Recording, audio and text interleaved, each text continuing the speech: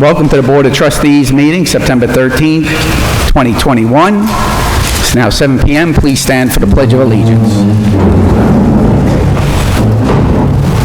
I pledge allegiance to the flag of the United States of America and to the republic for which it stands, one nation, under God, indivisible, with liberty and justice for all. And please let us remain standing for a moment of silence for the 13 servicemen and women that were most recently killed in Afghanistan. And also let us think about the victims of the 9/11 terrorist attacks that took place 20 years ago.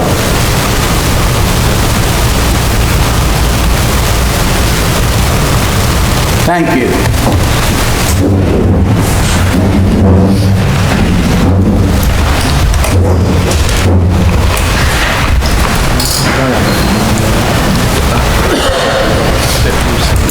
Okay, the next regular meeting is scheduled for Monday, October 4th, 2021, 7 p.m. And the next workshop meeting will be Monday, September 27th, 2021 at 7 p.m.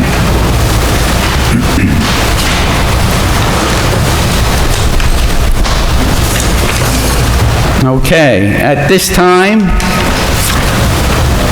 I would like to make a special presentation. The presentation is the Andrew C. Haggety Award, an award which is given by the Village of Suffern for outstanding service and/or acts within the Village of Suffern. This evening, I have with me Cathy Vernola. Cathy is 10 years old. 11 years old. So I'll give you the circumstances surrounding what took place. Cathy actually found a wedding band at the pool, at the Suffern Memorial Pool, and turned in this wedding band, and we found the owner and returned it. So Mr. Ted Nelson, who was married for 63 years, swims daily at the pool and lost his wedding ring on August 23rd. Mr. Nelson called the recreation office that morning inquiring about his lost wedding ring. He was certain he did not lose the ring at the pool, but just wanted to check to be sure that he covered all his tracks that day to find his ring. Nancy Christopher, our recreation staff, contacted the pool with little hope that the ring would be found. She spoke to Owen, one of our lifeguards, who informed her that the ring fitting the description has been found. Nancy called Mr. Nelson along with Elaine, his wife of 63 years. They were ecstatic, and the rest is history. Because of the goodwill and act that Cathy Vernola has and did by finding that ring and turning it in, you really made a married couple's life of 63 years. And for that, Cathy, if you can come up to the podium, I would like to present you with an award.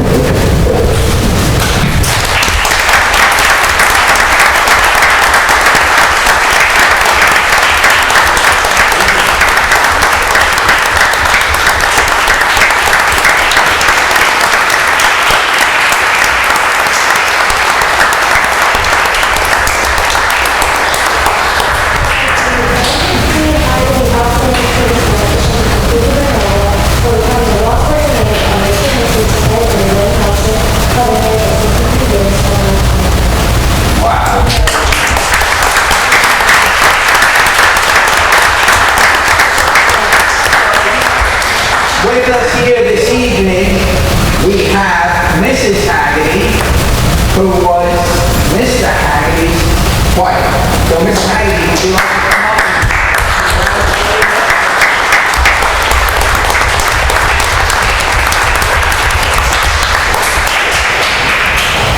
Who's he the man?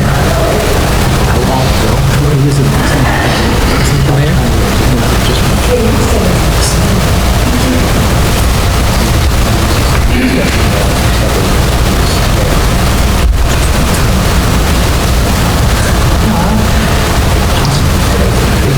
Haggety says congratulations, it was a great thing that Cathy has done. And we all really do respect that, and you made someone's life really happy. So for that, thank you, and particularly doing a good deed.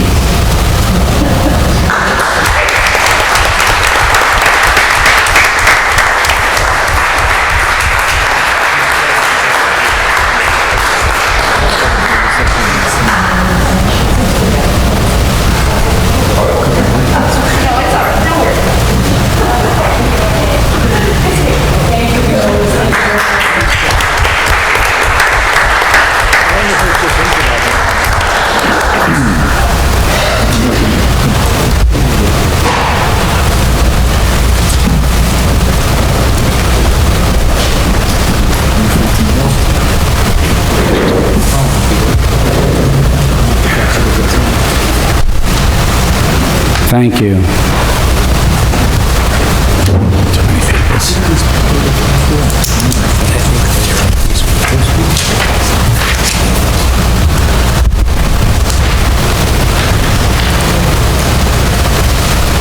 Okay, as we move on through the agenda, we have this evening a presentation by, stand by. I have two other awards from the Loughlin Municipal Planning Federation, recertifications awards, and this evening, you don't see them here, but we have a certification of completion from the Loughlin Municipal Planning Federation for Timothy McInerney, and the same certificate, Loughlin Municipal Planning Federation for Daniel McInerney. So thank you guys for continuing your planning for many years, helping the village of Suffern. Thank you.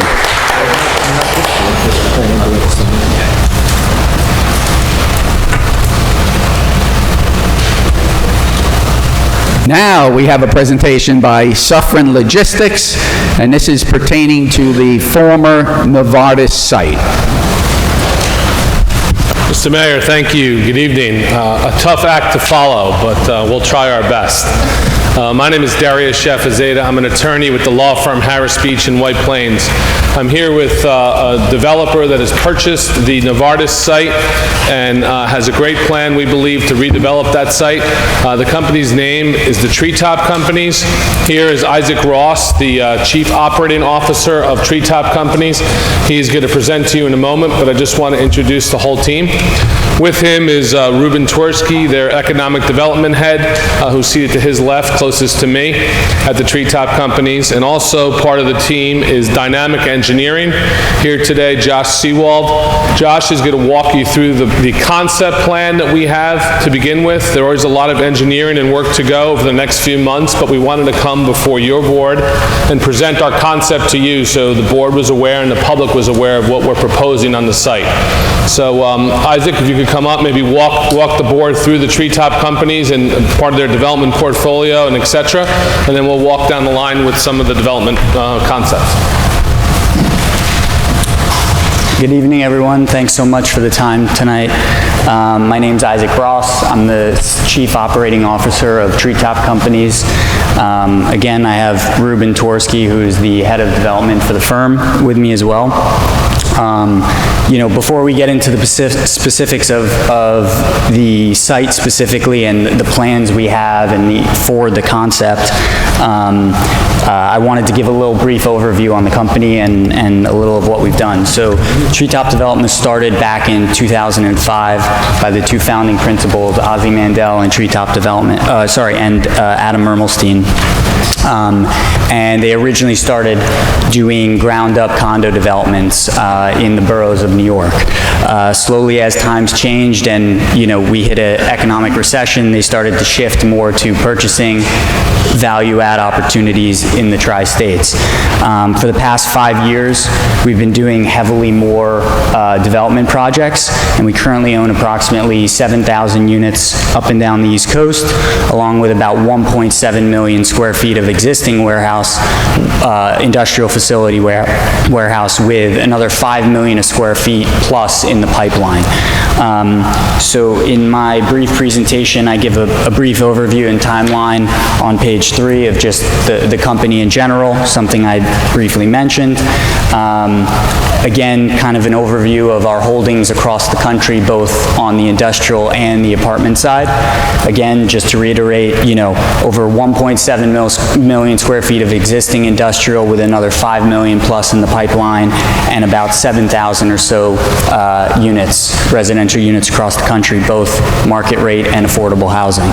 A couple projects I just figured I'd highlight so you get a little bit more flavor for who we are and what we've done.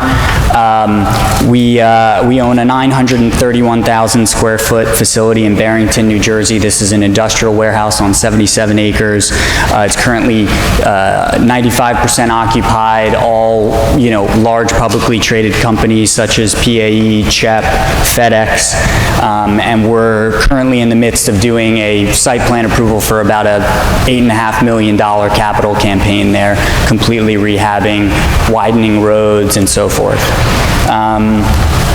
Moving to page 6, a project in Elizabeth, New Jersey. It's 30 acres, located right near the train station. We're doing a complete town center. So it's going to encompass, you know, 630 apartments, about 88,000 square feet of retail, 30,000 square feet of office, and about 37,000 square feet of amenity space. Again, this is something that's already been, you know, approved by the town in regards to the redevelopment plan. We have our final site planning meeting coming up in early October, and, you know, we're super excited to start that project and really look to, you know, kind of help increase and revamp that area. You know, one other property I think I can kind of draw your attention to is another industrial warehouse similar to what we're proposing at the old mill site, the old Novartis site, is in Middleton, New York. That's currently going through the secret process. It's 1.4 million square feet of industrial warehouse proposed into 3 different buildings. You know, I put on the concept plan on the presentation as well for you to take a look at. We've been making very strong headway. We're a few steps ahead on that project versus this one, but you know, we're looking to have site plan approval hopefully by like the end of Q1 2022. So again, I mean, you know, before we kind of get into the nitty-gritty of the concept, again, like, we're really super excited about this project. We think it's going to add like tremendous value to the area, both from an employment and monetary perspective for everybody here. And now I'll hand it over to Dynamic, who's our civil engineer, to kind of give you a play-by-play on the actual project and concept itself. Thanks very much.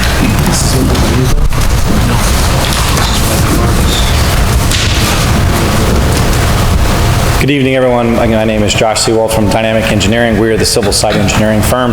We prepared the rendering that's before you this evening, and I'll go through it pretty quickly. It is the former Novartis campus. It's approximately 160 acres. The plan that you're looking at to the top of the plan is orientation north. To the bottom, obviously, is to the south. The large orange buildings you see are actually going to be the warehouse buildings. The lighter gray and darker black colors are pavement areas for parking and loading. And everything else that you see in green is either existing vegetation or will be proposed vegetation. The larger orange building in the center, located near where the existing Novartis building is, as well as their large parking lot, is about a 963,000 square feet cross-dock modern industrial facility. What that means is essentially we get to load on both sides of the building. The 2 smaller buildings on the bottom come in about 170,000 square feet and another 100,000 square feet. So you're overall looking at about 1.2 million square feet, plus or minus, for the overall development. The access points that are coming off of Old Mill Road will remain the same, as well as the access point to Hemion Road. The majority, if not all, of our truck traffic will come down Hemion Road, go out towards Lafayette, which is Route 59, up Airmont, and get back to the interchange of the thruway. That is I would say the benefit of this site is that it does not have to connect through residential areas. It stays on county and state roadways, and it gets back to the thruway of the interchange. That is really the main goal of this logistics facility, because at the thruway, we all know you can go eastbound heading towards 9W, you can go westbound to get to the 287 interchange, continue going up north into upstate New York, or even south onto 287 and take you back out to New Jersey or the ports that are there. So overall, the site has been designed. I know it just looks like a rendering, but we've been before a few technical review committee meetings. We've met with the planning board and some other professional staff. There's been some significant work already done: survey, traffic study, geotech investigation, existing utilities, fire flow test, and a few other items that are necessary in order to present before you this evening to let you know that this is the yield that we're seeking. We are located in the PLI zone, so we are permitted use within your underlying zoning. This development plan that you see before you also complies with all of the underlying bulk standards. What that means is front, side, rear yard setbacks, total impervious coverage is below the allowable limit. Overall, trying to come into your village with a very compliant plan. And that's essentially what we're looking to do here. Again, the larger building is about 960,000 square feet. The two smaller ones are between 100 and 170,000 square feet. So if you have any questions from the public or from the board, I'd be happy to answer those. I'm just going to say.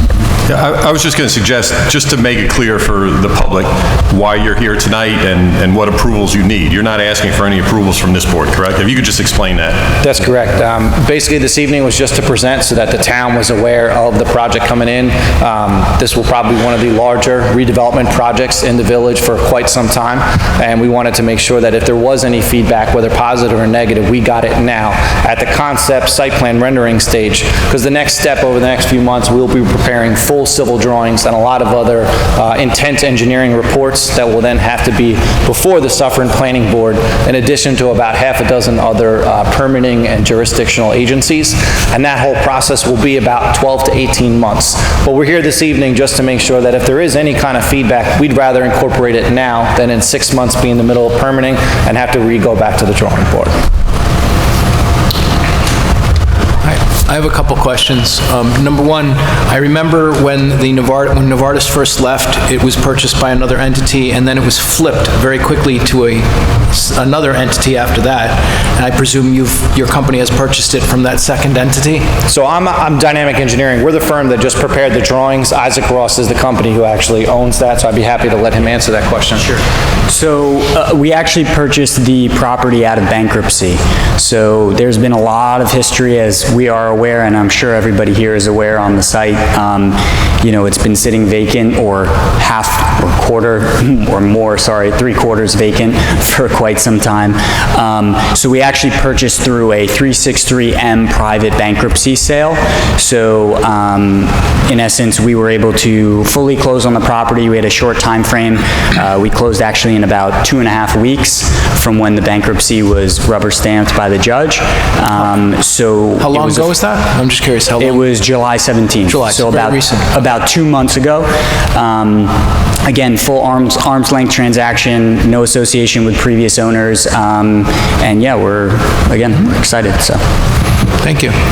And so you basically, the building that's currently on the site, that would stay? That would be knocked down. That would be knocked down. So this other building is a new building, because it would be similar in size, it sounds like, as the original building almost? This is bigger. So the three buildings that you see before you here that are the orange blocks are bigger facilities. Not as tall. Some of the features of the Novartis building are close to 100 feet. This may be around about 60 feet tall. But this is a Class A modern logistical center. So the Novartis building was more of a chemical manufacturing office research facility, which has a different set of kind of standards and look. This is more for trucking and logistics. So treetop companies will end up building this and then leasing it to a Fortune 100 company that needs distribution for either smaller warehouses in the area or even direct retail to those facilities. Would there be any benefit, since there'll be a lot of heavy trucks and whatnot going in and out of that, to lobby the state to put an interchange for Hemian Road? So we've been asked this question a couple of times through our technical review meetings. I do not believe that is feasible at this time. Again, I'm purely speaking from the engineering standpoint, not so much from any political or even if the funds are available from the interchange to install it. But basically, we do have some wetlands and some topographic challenges. If you drive northbound on Hemion, you'll see the property to the left, which is currently undeveloped, and even in Montebello's property, it's about a 100-foot grade change. And then it drops down and goes underneath the thruway. There are some engineering challenges that would be required to install that thruway. Your best location is if you drive up Hemion and you make a left on Old Mill. Old Mill comes up the, we'll call it steep hill, and then comes back down to the Novartis campus before you hit the quarry. That hill would have to be essentially blasted away to accommodate a interchange. The other challenge associated with that is it would have to be a full interchange.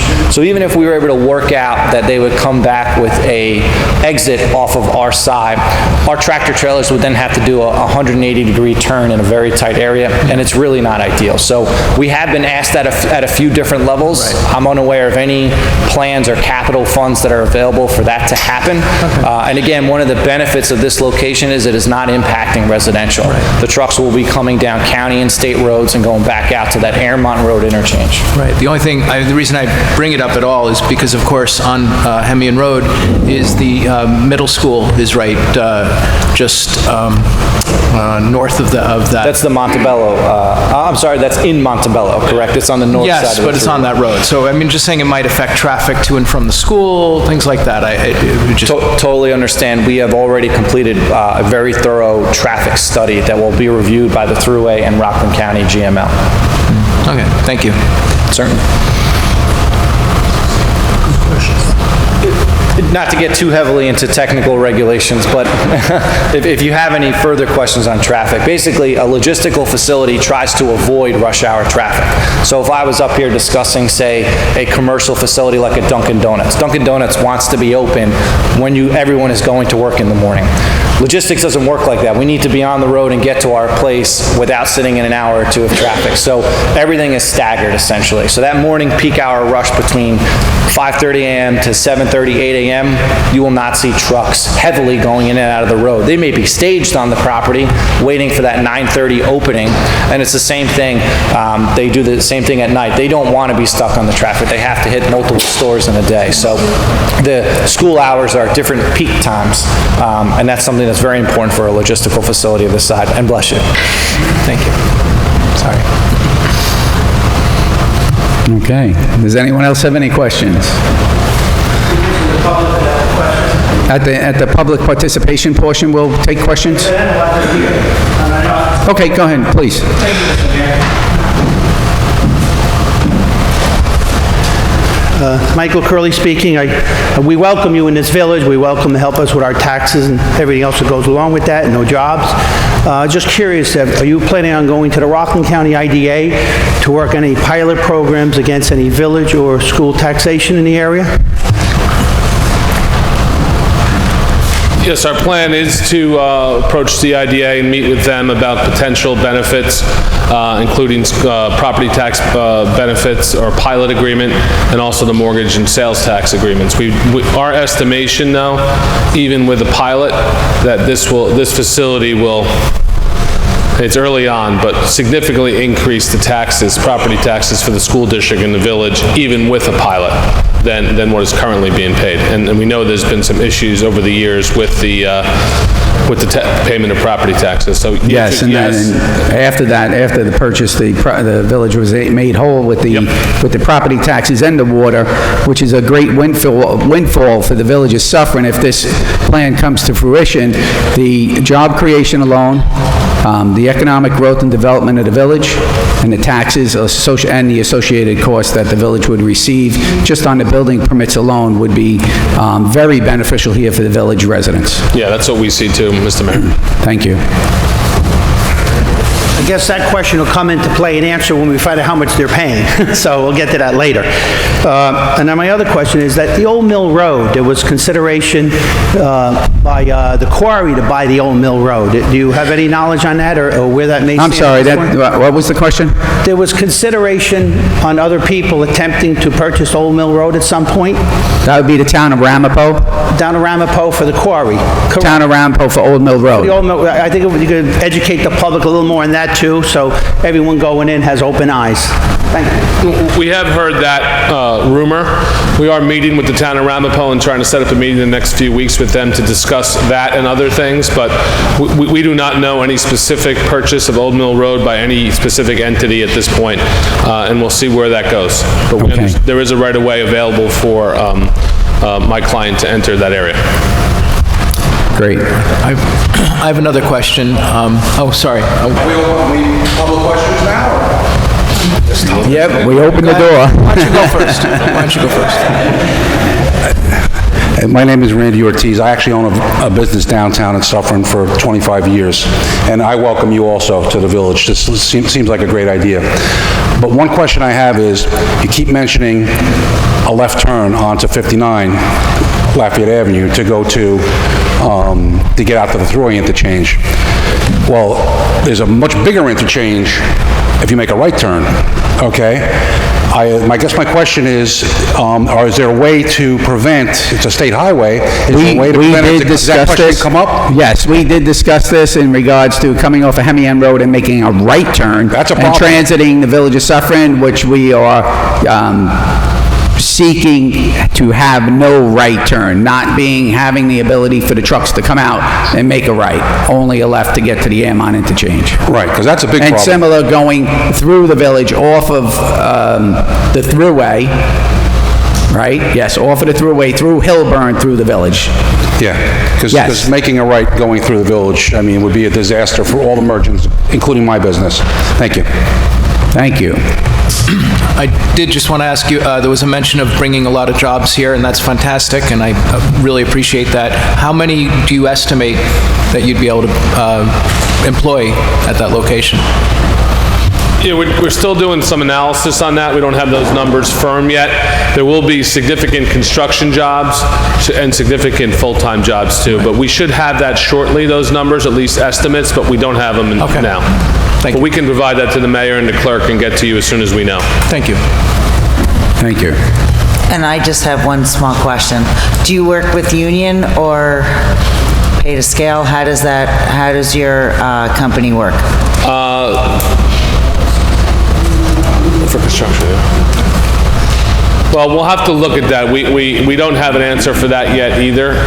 We will work with the IDA on that. I know there's some guidelines there that they follow, and we'll meet those guidelines, whatever they are. Our plan is to, we're not there yet. We're early in the Okay. concept, but we will answer that question at some point. Okay, great. Thank you. You're welcome. Sorry I couldn't be more specific. That's okay. Great, thank you for your time, Mr. Mayor, members of the board, we appreciate it. We look forward to getting the plans in more final form, getting them into the village and meeting before your planning board. If you need to meet with us any other time and want an update, we'd be glad to do so again. Okay. Okay? Right, I believe the plan was to go to the planning board to do something similar, just kind of have a Yes, yeah, conceptual we're meeting, planning if on- you will. we're planning There's on no coming- formal application before the planning Yes, board yet. we're going to plan on going before the planning board on Wednesday evening, same type of presentation. 22nd. The 22nd, next Wednesday, sorry. It's only Monday, I'm getting ahead of myself. Next Wednesday evening, and inform the planning board of the concept plan, and then in the next few months after that, get the plans more specific and submit a formal application.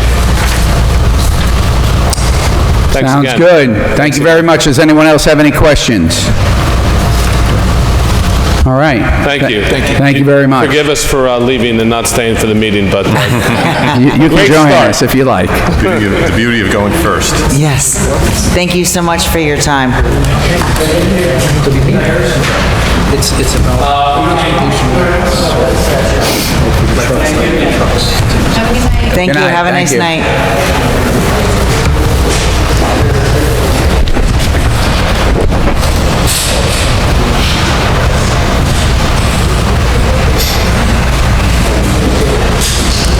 Okay, Chief Kaufer, Suffern Fire Department. Good evening, Village Board. Good evening. The first item, well, the update, I don't really have an update.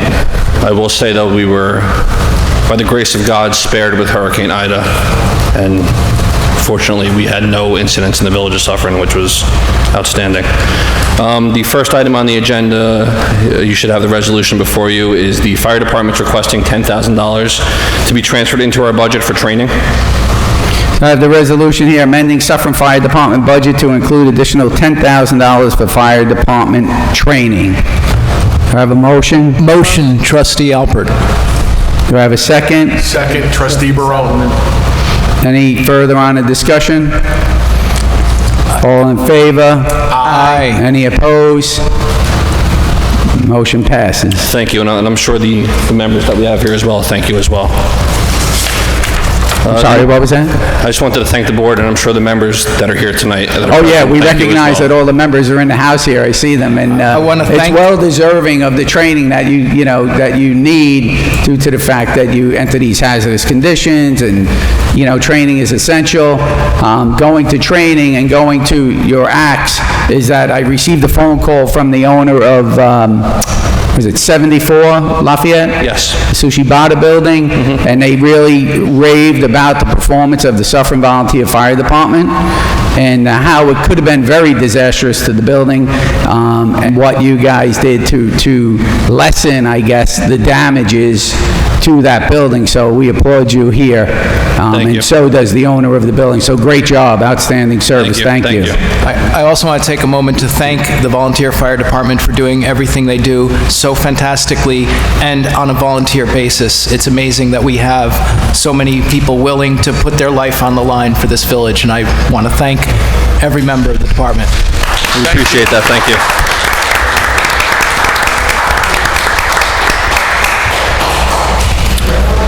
The next item on the agenda is a resolution requesting to surplus various unused equipment.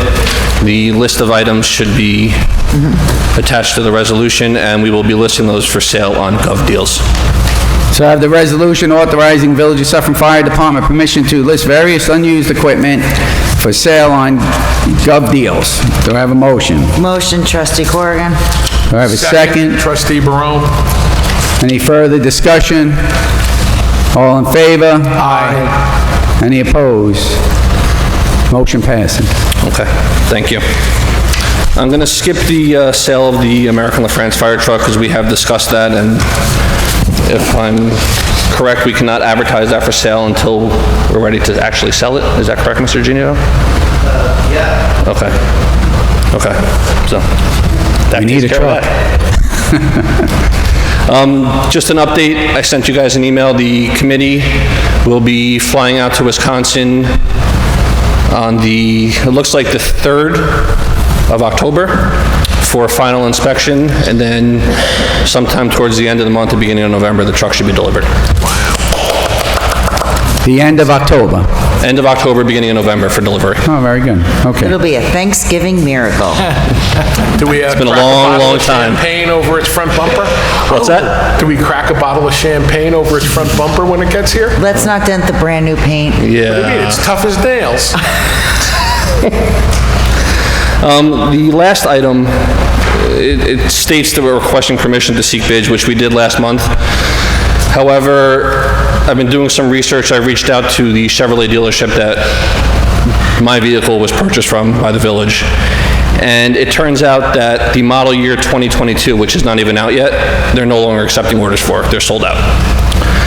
So the dealer told me that he has two 2021s on the lot available for immediate delivery. I had a conversation with Mr. Genito today, and I'm seeking permission to spend up to $130,000 from the ARPA funds for 2 vehicles and to outfit both vehicles. And you said the 2 vehicles and... And the upfit with the lights Oh, and the okay. lettering and everything Outfit. else. I'm yes. sorry.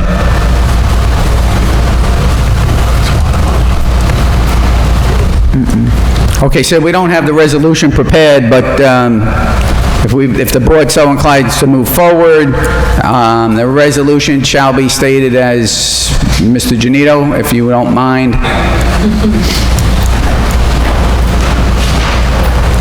Yes, thank you, Mayor. Yeah, we would have basically the whereas clauses preceding it, but it would be resolved that the village board authorizes up to $130,000 of funding to purchase 2 fire chief vehicles, including apparatus. Would that be ARPA funding money? Yeah, you could call it ARPA 21. Right, I mean, okay. I will prepare a resolution with a review of the village attorney for this meeting. So I guess you could vote on the resolved issue, which is to authorize up to $130,000. If indeed they don't spend $130,000, whatever's not spent would be returned back to the ARPA funds. Okay, so do I have a motion to authorize the expenditure of $130,000 on 2 vehicles, 2 Chevy Fire Chief Tahoe vehicles with the upfit not to exceed $130,000? Motion, Trustee Alpert. Do I have a second? Second, Trustee Sauberman. Any further discussion? Yeah, I just have a question. So being that these are, quote, leftover 2021 models, would they be, let's say, less than some of the other cars are being sold for these days, where they're... It's a New York State contract price. I mean, the difference in pricing between the 2021s and 2022s was only $1,000.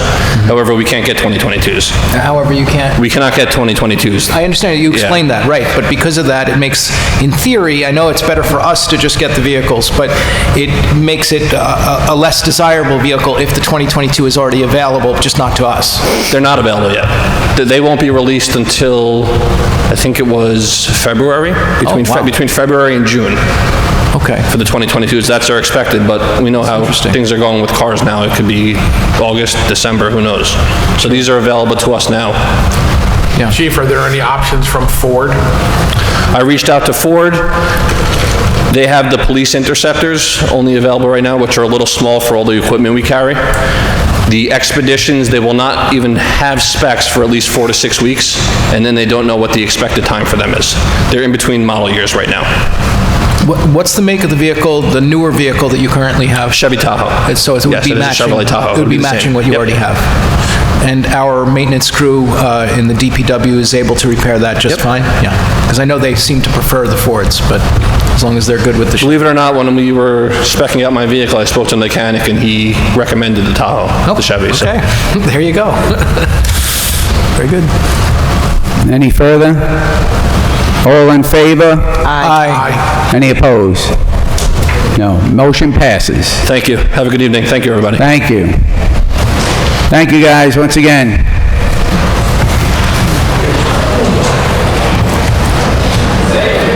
Man, we're losing the whole room. See that, wow.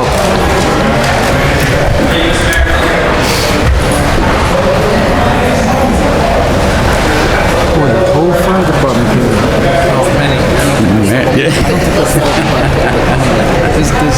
That's funny. Give them a minute to clear out. I mean, there's just other additional, just guests along with the... No, I think there's about 80 members. There's only about 30. 40, I was here 30 or 40. Right, so you said the whole department. Yeah, you're right. What was that? I missed this thing about, I think it was something that, congratulations, this was happening. Okay, next up is the Police Department, Chief Loughlin. Good evening, board members. First off, I just want to apologize to you. I was unable to get the overtime report for this month to you prior to tonight's meeting. I'm just working on some final figures with Mr. Genito's staff for that. I expect to have it available tomorrow, so I'll email it to the board, tomorrow or as soon as it's available. The month of August, we responded to just under 1,000 calls for service. Pretty routine month, nothing, really to update the board on. My first agenda item is a request to have the board declare 3 vehicles assigned to the police department as surplus. The resolution, which I believe is before you, lists the vehicle information for 3 H Ford Crown Victorias. They are 2006, 2007, and 2008 models respectively. I discussed this with DPW Supervisor Hunt and the DPW mechanics, and we all came to the determination that the vehicles are in conditions where they're no longer serviceable as police vehicles. None of the vehicles are even currently being used by the police department, so at this time I would request that the board declare them as surplus so they can be auctioned. So I have the resolution authorizing Village of Suffern Police Department permission to surplus 3 vehicles. Do I have a motion? Motion, Trustee Corrigan. Second, Trustee Barone. Any further on the discussion? Just wanted to quickly ask, are any of these vehicles of any value or any use in their current condition to any of the other departments in the village that might need vehicles? I don't know if DPW Supervisor Hunt is still here. I can't really speak to that. Okay. I know that they're well beyond the life of a police vehicle. Of course. As far as using that for, other departments, I would have to defer to Joe Hunt for that. Okay. I just wanted to ask that before they're sold. All right. Mike has a question. Joe. Mr. Hunt? So I just brought up surplusing the 3 Crown Victorias that we spoke about, the 06, 07, 08 vehicles. And Trustee Alpert had inquired if any of them are possibly serviceable for other departments within the village, and I felt you were better equipped to answer that question than I was. Thank you. Your answer. Thank you. Thank you. Thank you. All right, there you go. All in favor? Aye. Any opposed? Motion passes. Thank you. My second agenda item is, at this time, I'd ask the board to accept the resignation of Parking Enforcement Officer John Natal. He's tendered a letter of resignation to me effective 9/17/21. At this time, I'd ask the board to accept his resignation with thanks for his dedication and years of service to the village. So I have the resolution accepting the letter of resignation of Parking Enforcement Officer John Natal. John Natal. I have his letter of resignation here. Good afternoon. Oh, no. Good morning, Sergeant Kiernan. At this time, I have decided to resign from the parking department. My last week will be next week, 9/13 through 9/17. Thank you for the time working with you. I will be sending an email to the village as well. So we are in receipt. It's been submitted to the village clerk.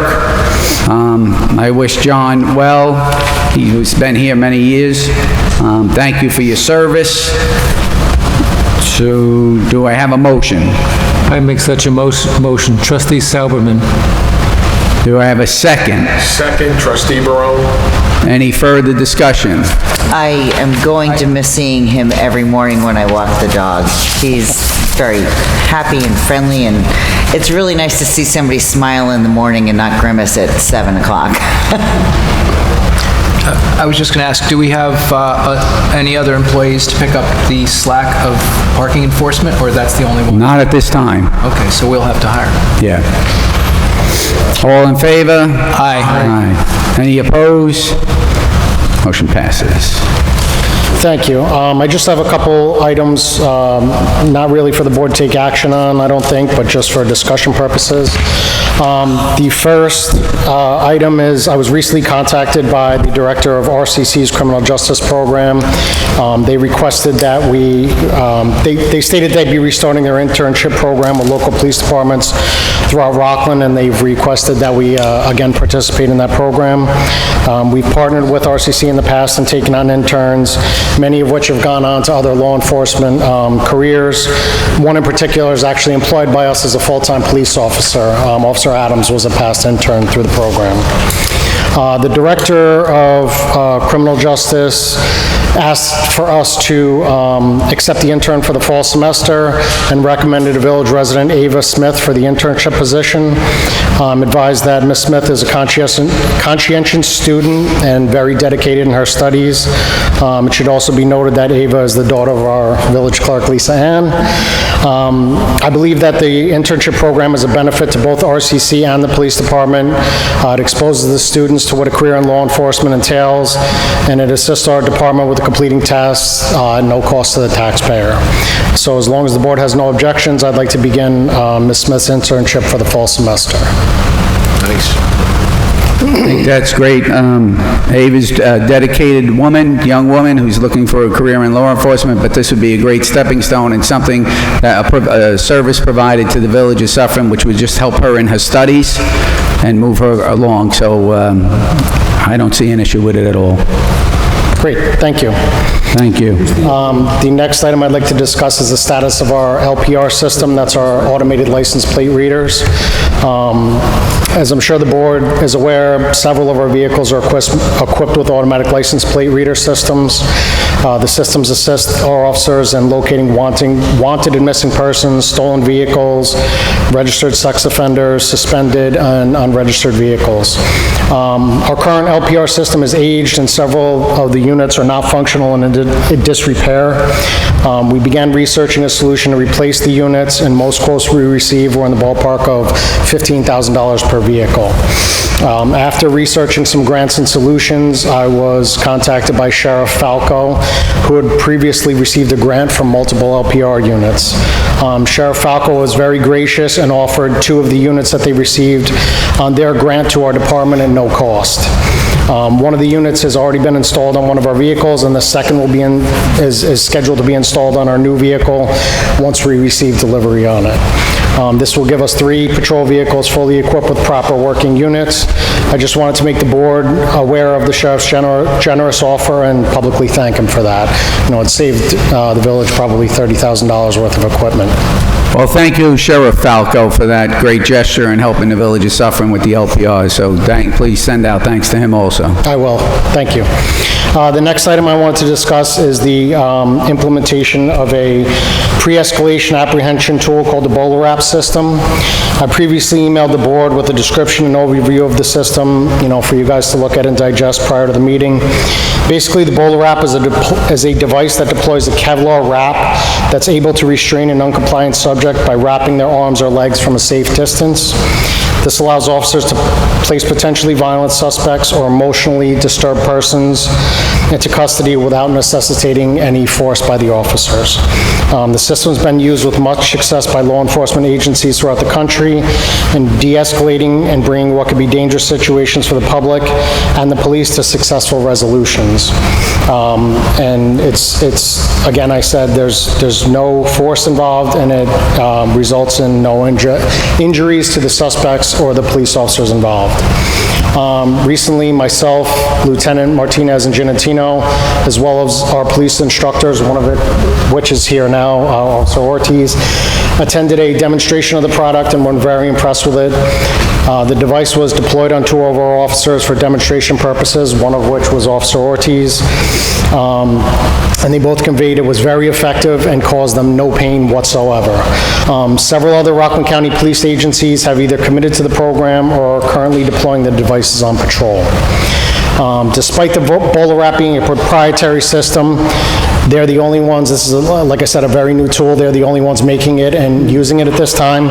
Their pricing is actually very fair. It's comparable to the cost of 1 taser unit that we currently deploy. One device is approximately $925. On top of the purchase of the device, we would need to purchase some cartridges and accessories such as holsters. My estimation is that we can implement this program with 1 device to start for under $2,000. This would allow us to deploy the unit on each shift with the patrol supervisor and have it available to patrol in the event that it's needed. Over time, if the program is working out, we could purchase more devices and train all of our officers on them so that all the members on the patrol at any one time could be equipped with a unit. We wouldn't necessarily need to buy one for each officer. We would just need to buy one, you know, for the manpower that's deployed each shift. Currently, I have funding to start the program with one unit, which I could take out of my equipment line. With the board's approval, I would recommend purchasing one unit and implementing this tool for patrol. So again, I had sent all the information to the board. If there's any questions or any comments, I didn't know Officer Ortiz was going to be here tonight, but, you know, it was deployed on him, so if anyone has any questions, comments, concerns, you know, we can answer them. We're more than happy to do that for you. So what did it feel like, Officer Ortiz? Honestly, it's more scary because it uses a blank cartridge to actually fire the device. So the bang is the most startling part, and you kind of like you feel just like a little something touching you, and you look down and you're wrapped up like kind of like No kidding. kind of like Batman. Right. You have to see it to believe it. It deploys, it wraps around you, and you can't. If your arms are down, they're going to stay down. If you have one arm down and you're holding a weapon up here, your other arm's going to be here, and you're going to be very startled. And that's and you can wrap it around the legs, and you won't be able to walk away. You also won't just fall and lose your balance. You can kind of just stand there. If you go on YouTube and just type in BOLA wrap, they have probably like 24 videos of successful deployments on the street with people, and it's a very, in my opinion, it's going to be a very effective tool. It's not as, it's much less on the use of force level as a taser, which requires, you know, barbs to be shot into your skin. It wraps around you with a Kevlar rope, and it gives officers a time window to come in and secure a subject, and hopefully without having to fight with them or use any kind of other tools. So it was deployed on me several times that day. Sergeant Samira got deployed, it was deployed on him. You could get wrapped with this thing 10 times and you're not going to feel any pain. It's not going to hurt you. It's going to be a very effective, painless tool to help, you know, maybe put people in custody before it escalates, which is the whole. So officer safety and apprehension primarily? Yes. Our safety, no injuries to us, and also no injuries Right. to the public. You know, you can stand 10 feet away from someone, and if they're not, you know, a big use that I foresee it being used a lot on, you know, on people maybe who are emotionally disturbed, who are going through some kind of a mental crisis, and they're not complying with commands. They're not necessarily violent yet, but the potential is there, and they could not be responding to commands. You know, put your arms down, drop the object, and you can stand 10 feet away, point this device at them, deploy it, and it will wrap them up and startle them and impede their movement enough so we can walk in and secure them and either get them mental health treatment and get them to the hospital if needed, or other cases if there's going to be some type of criminal charges later. But it's a very effective tool, and it's gonna keep people from getting hurt. Sounds good. I have a couple quick questions. How quick can we get them? What was that? I think it's great. How quick can we get them? Can you write the check? I have a couple of questions. How do you Yes. get the rope off the person? So, actually, Oh, don't shoot me. the device it's about this, but yay thicker, and it looks like a big old TV remote. And you point it at someone, you deploy it, and it shoots out a cord. It's very similar to this. It looks like this. It's Kevlar. It has it's about a little longer, actually almost a little longer than this. And it's got a weighted end on each side with a little hook on it, and it wraps around you. It fires out like this, wraps around you, and latches onto your clothing. So, you know, you're trained to shoot it at, you don't want to shoot it at a bare part of like if someone's naked or if they're not wearing a shirt, you want to shoot them in the legs with it, but it'll pierce catch onto their clothing and impede their movement. It doesn't actually apply any like torque to them, but it just stops them from being able to move their legs around as easily and their arms. So as far as taking it off, I believe it's just, you basically just cut the Kevlar string, and after they're secured in handcuffs, you cut the string, and that's it. And then there's just another cartridge that you put back in, so that's like a brand new setup. Okay, thank you. I was just going to ask, is it like, how many cartridges can you have in the instrument? In other words, is it ready to go immediately if you had to do 2 or 3 people, or is it? I think it's going to be a great tool, but it's still a very specific tool. it's mainly meant to be used on one person at a time, you know, and it's, yeah, that's pretty much it. Each charge, or whatever you want to call it, that you're using it, is that expensive? Is that... No, I think it's very reasonable. I think it was, I actually have the it's very, quote here. not very expensive at all. And does it take long to reload then, since it's just one? Done in a few seconds. Okay, that's good. So each cartridge is $39.99. Retail price, our cost would be $30.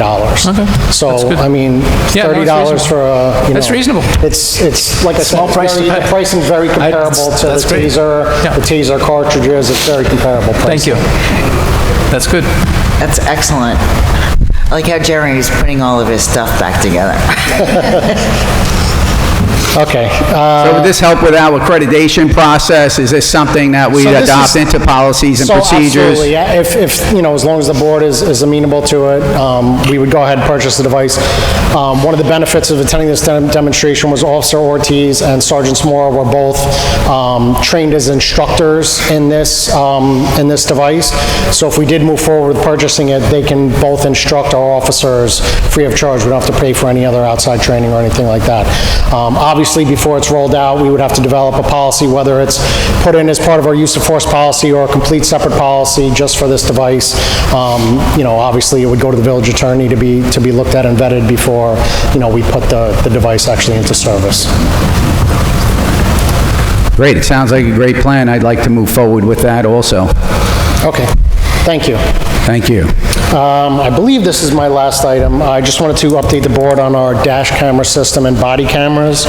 As you're aware, around this time last year, we purchased a new dash camera system, an interview room camera system from a company named CopTrax. Unfortunately, this system is not meeting our needs. We've had numerous technical issues with it. Much of the hardware, it has to be replaced. It's basically a constant problem for us.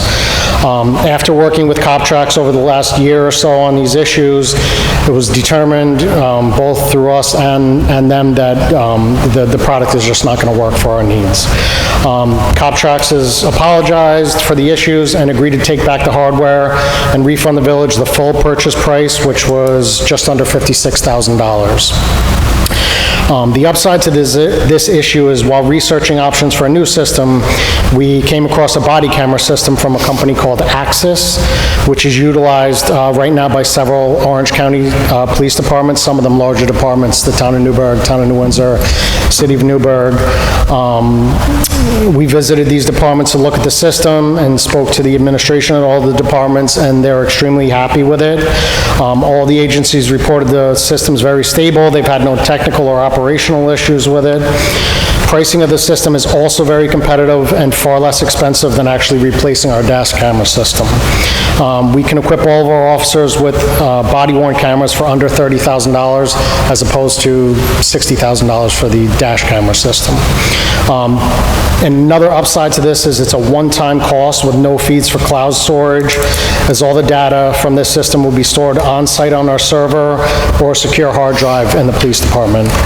Most, if not all, dash camera systems require recurring cloud storage fees. The system that we currently use has that also. We would have to continue to pay the recurring cloud storage fees. This has no fees. This is a one-time cost, and we don't have to, you know, all the storage is free on it, just the cost of the hard drives. In my opinion, the body-worn cameras are far superior to the dash camera systems because they can capture all interactions between the police and the public. Dash camera systems are limited to only capturing what happens in front of our vehicles. As you can imagine, a large amount of our interactions occur away from the vehicles and are simply not captured on the video that we have right now. Replacing our dash camera system with body cameras would not only allow us to record everything a dash camera system would capture, but all of those other interactions which occur away from the vehicle. With the board's permission, I'd like to go ahead with returning our dash camera system for the full refund price and going ahead and purchasing this body camera system for our officers. If the board agrees with this recommendation, the only outstanding issue would be replacing our interview room camera system. We could replace the current cop track system with an IP camera system for minimal cost and would still be well under the refunded price of almost $56,000. That's fantastic. So it's just something I wanted to bring to the board's attention and see how they felt about it and if, they'd like to go forward with pursuing this. I think we had a lot of feedback in regards to the body cameras during the police reform. We and did. the discussions in the groups that we held, that the body cameras would be more beneficial. So to that extent, I'm in agreement with that. I mean, personally, I don't see a downside to it. It's basically half the cost, and you're getting more bang for your buck. You're going to capture, for lack of a better term, all of the interactions rather than just the interactions that are happening in front of the car. So Right. I don't particularly see a downside to it, but I'm on board. I'm on board as well. I do have a couple questions. Sure. So when the officers, let's say there's an issue hypothetically while they're driving, would their body-worn camera pick anything up? Or So the body-worn camera is going to typically be worn on their chest, so it's going to capture, I don't have the specs right in front of me. I want to say it's 180-degree view, but don't hold me to that. Sure. So the camera needs to be activated manually, just like our dash camera videos. So the dash cameras are activated now. Either the officer can activate them with their microphone, or when they turn their lights on, they're automatically activated. There are some options like that with this body camera system. They are an additional cost, so if the board wanted us to pursue that, where the cameras are activated when they turn their lights on, that is an option, but there is a cost to it. There's also options where, if an officer draws his gun, the body cameras are automatically activated. Personally, I think they should be activated at any time that they're worn. Yeah, I don't see why they wouldn't. Well, recording it 24/7, that's simply not done anywhere, only because of the amount of storage. If you're recording 24 hours a day, I'm not talking 24, but... Yeah, no, obviously, if we do go ahead with the body-worn camera system, we're going to have a policy just like the Bola wrap, just like our dash cam system. So basically our dash camera system says, anytime their lights are activated, anytime they're responding to a call, anytime they're at an accident, anytime they're basically taking any actions. The body-worn camera system would be similar to that. Anytime they're having an interaction with the public, anytime they're taking any type of police action, the camera has to be on and has to be activated. Now, in addition to that, the cameras have an option to, they're really always recording. They're always seeing what the officer's seeing. When you activate the camera, there's options on the camera that it will go back and save video 20, 60, 90 seconds, depending on how it's set up prior to the activation. So if there is an event where, an officer is driving and an accident occurs or they see something, once their camera's activated, it is going to have captured prior to the activation, the manual activation of the camera. So it's basically going to capture, no less than the dash camera system is capturing. That's all going to be driven by policy. Sure. And I want to thank you, by the way, for reaching out to the company that made the system that's not working out and getting them to the point where they were refunding it, because that's fantastic news. Yeah, I honestly thought you were going to say, oh, well, that was $50,000 down the drain, and we have to do this. So the Cop Tracks is actually owned by, you're welcome, Cop Tracks is actually owned by Stalker Radar Applied Concepts. The main part of their business is radar and so on and so forth. So I think they obviously want to keep our business with radar, and they want to keep their reputation. So they were very good about working with us. They tried very hard to solve the problem. Unfortunately, it was just something we couldn't come to an agreement on. So they were very good about, offering to refund the full price, but yeah. Sounds good. Anyone else? Thank you.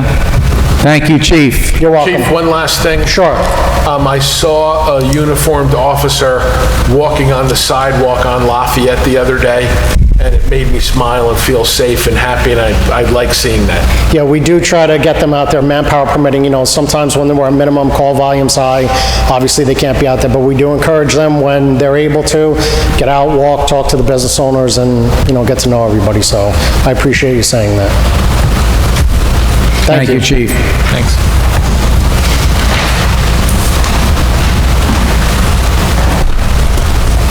Ms. Cathy Mills.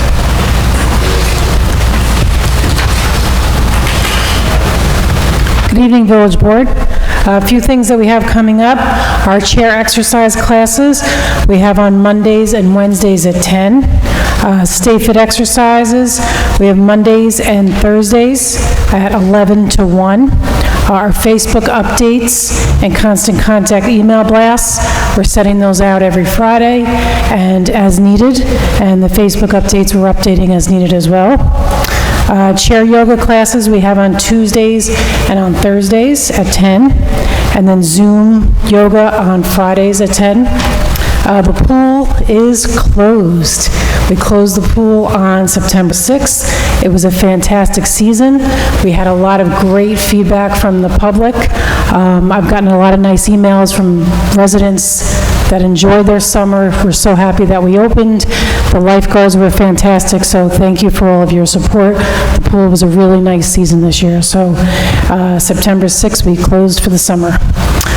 This Sunday, September 19th, is the Suffern Street Fair with the Chamber of Commerce.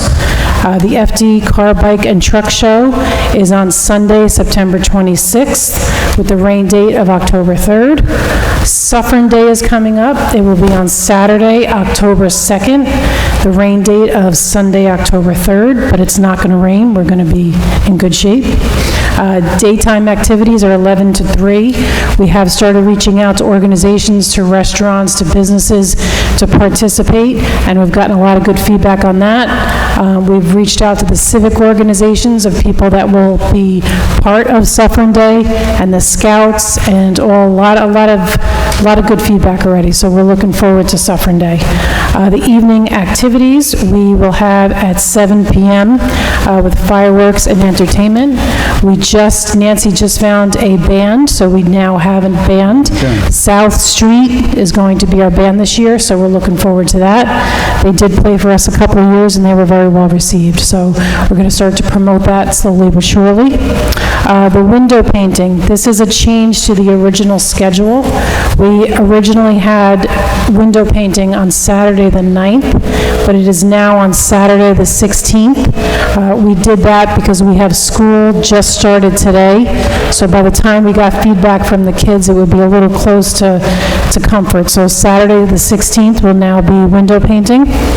Connors School Bike Rodeo, we're working with the PD on that, and Connors School, it will be Saturday, October 23rd. It's going to be a nice afternoon morning really up at Connors School. And then the Halloween Parade and Trunk or Treat will be Sunday, October 24th at 2 p.m. And then we have our nutrition workshops. You know, as you've seen, we're starting to get back into more activities inside. We're going to start our nutrition workshops. The first one will be on October 13th. People have been asking for that, looking for that, and we're going to start our first one in October. So getting back slowly but surely. I was talking to the mayor today. We're going to try to do a movie outside again before the weather changes too much. It's still a little nice, so we're looking forward to that. And other than that, we're just getting into a lot of good activities and looking forward to the fall. I think that's it. Thank you, Cathy. Thank you. And thank you and the staff, and this goes to across the board to the recreation staff, the DPW staff, the pool staff, fire department staff, which I failed to mention when they were all here in regards to the 9/11 ceremony, the bonfire and parade, which was excellent, and the pool closing, and together with the FD, the PD, the DPW, and Recreation, did a great job over the course of the summer. Keep up the good work, and thank you. Thank you, Mayor. We are a very good team. We all work well together. So thank you. Thank you very much. And then the last thing, I'm sorry, Lisa Ann just reminded me, if we can have the resolution for the fireworks for Suffern Day. Something happened. Sorry. So I have the resolution authorizing Legion Fireworks Company Incorporated to purchase and display fireworks for Suffern Day to be held on October 2nd. Do I have a motion? Motion. Second, Sauberman. Any further discussion? All in favor? Aye. Any opposed? Motion passes. Wonderful. Thank you, everybody. With the board's permission, I'd like to have a 5-minute recess. Sure. All right, let's adjourn for 5 minutes. Mr. Fred Rella.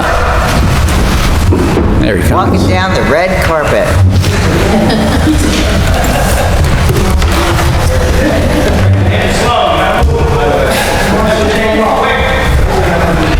Good evening.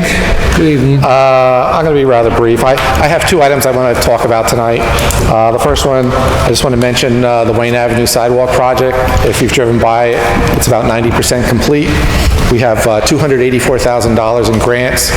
It's a reimbursement grant. We've already been reimbursed $161,000 for it, and I'm working with Mike Genito and his staff to get the remaining $123,000, so I'll be putting in that paperwork within the next couple of weeks. So, and they're pretty quick about turning it around, so by the next meeting, we should already have that check. The second thing I want to talk about is that we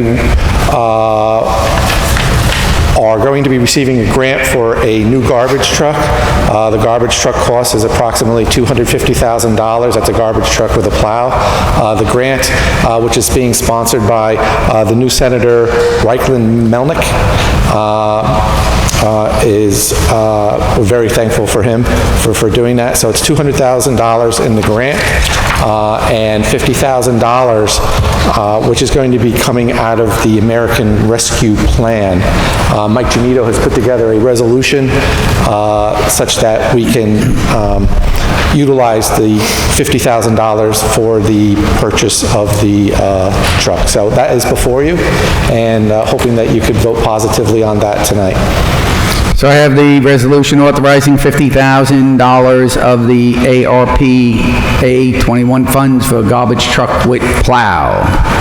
Do I have a motion? Motion. Motion. Trustee Alpert. I guess we all agree.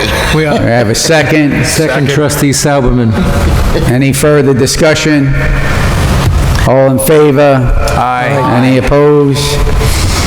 No. Thank you. Okay. that's- I just want to mention that this is a DASNY grant, Dormitory Authority of the State of New York, and it's a lot of paperwork involved, and this does take time. So the estimated, we cannot actually purchase the truck till we have what's in place called a grant disbursement agreement, and it's actually, we're already in September of 2021. This is going to be for 2022, because it does take some time, okay, and we can't do it in advance. Okay, thank you. But ultimately, Thank it you. will be at no cost to the village then, because it's $50,000 from the ARPA funds and $200 from this grant that Senator Melnick got. Correct. That's fantastic news. Good job. Thank you. Thank you.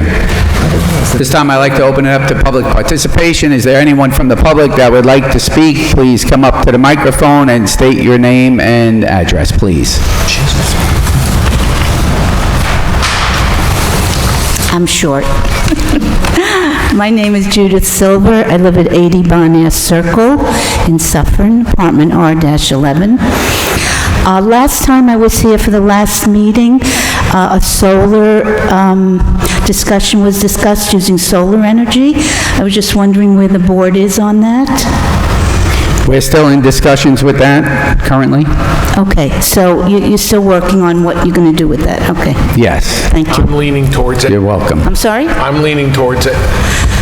I hope all of you do. I think it's really important that we use solar, wind, water for our earth that we live on, so thank you. Thank you. Thank you. Thank you. Is there anyone else from the public that would like to speak?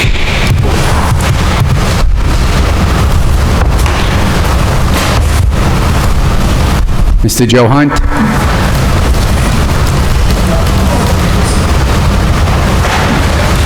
I was never the public, and they bought that Tesla stuff for me. Good evening, Mayor and Board. I just want to update the grant for our new garbage truck. The garbage truck that we're having built is delayed. It will be probably delivered in February, and it costs an extra $6,000 in steel, the steel rates. So the contractor had contacted me with this new garbage truck that they got funded under the grant. If we get them a purchase order, they can lock in the steel prices. It's something new, a tariff from China, that they're charging us extra for steel to build stuff. So by getting that $50,000, squeezing Michael, and getting a purchase order to the contractor, we might be able to stop it, she says, so it doesn't cost any more. So we're probably going to be $6,000 to $9,000 over budgeted on the first garbage truck. It was just brought to my attention. I brought it to Charles, but Okay. I wanted to get it out there. Thank you, Joe. All right, Mr. Hunt. now since the Department of Public Work comes next, will I be able to comment on some of the stuff that's being brought up? If the director would like you to, yes, sure. Well, I think it's more of a union thing, or do you want me to do it? No, you could do it. You could do it. You're always welcome to comment, Joe. Okay. Thank you.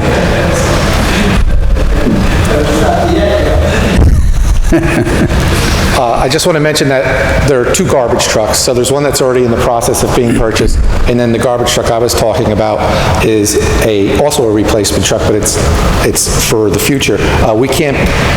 DASNY is very strict. We cannot do anything in advance of having the grant disbursement agreement signed, executed by them and signed by us, and they won't do that until all the paperwork is in, and it's a lot of paper, and they're pretty slow in processing it. So unfortunately, for the second garbage truck, we're not going to be able to do that. All right.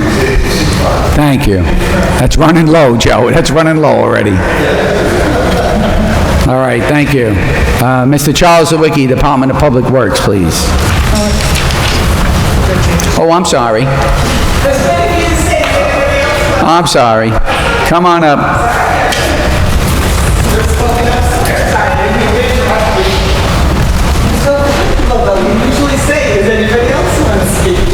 I'm going to say it after you finish. I'm going to say it again. You'll always think of me when you're ready to say that line now.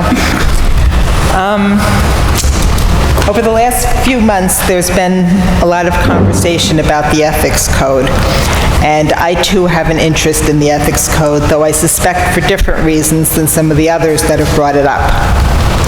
Mayor, you may recall that I contacted you regarding my concerns, and you called me to discuss those concerns, a phone call that was much appreciated.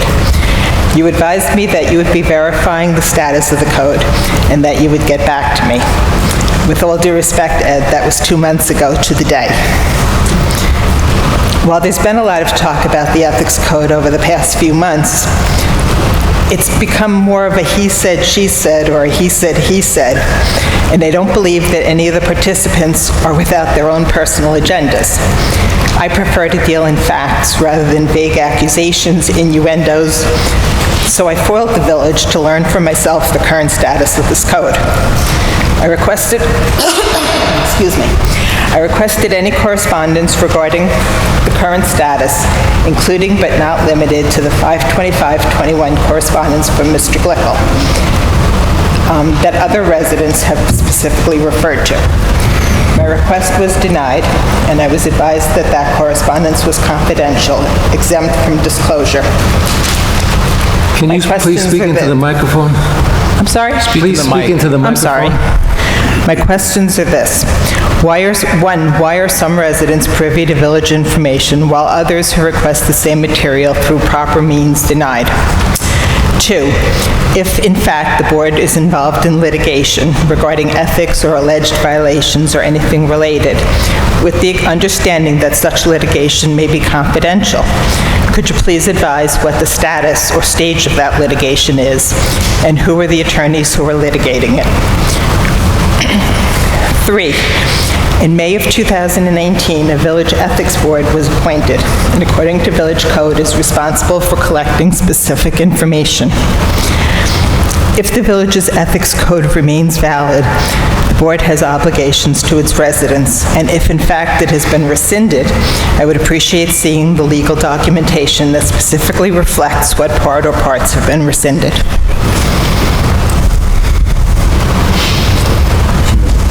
Yes, are you finished?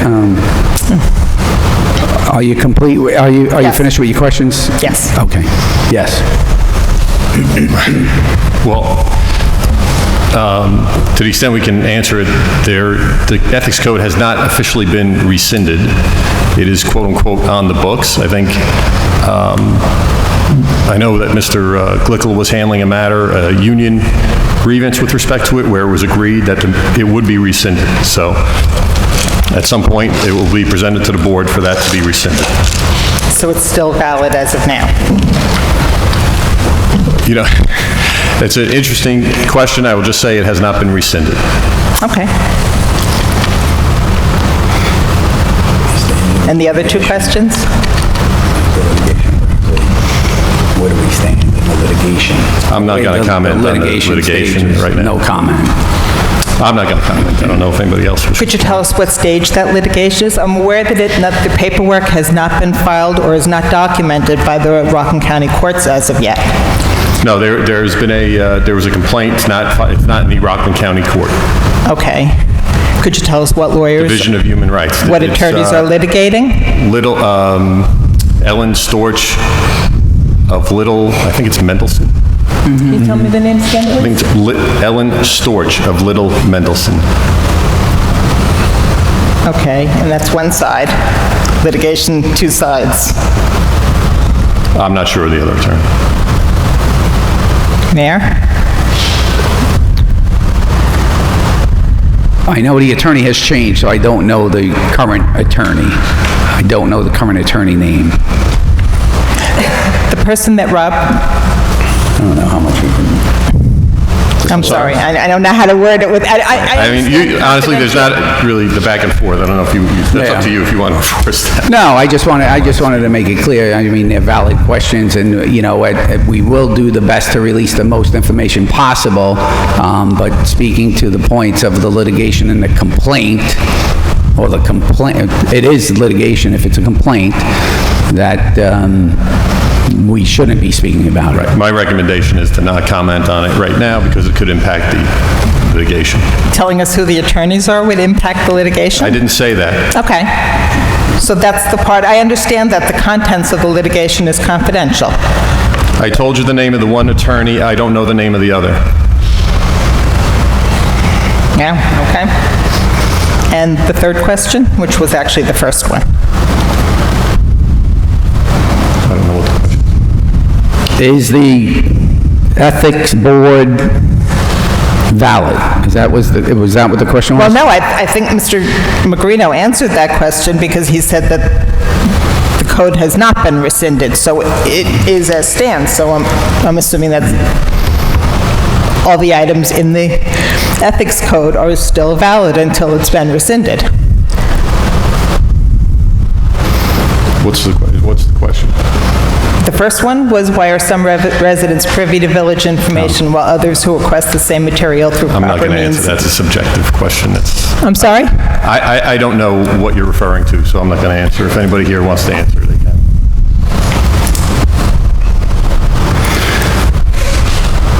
Could anybody answer it? No.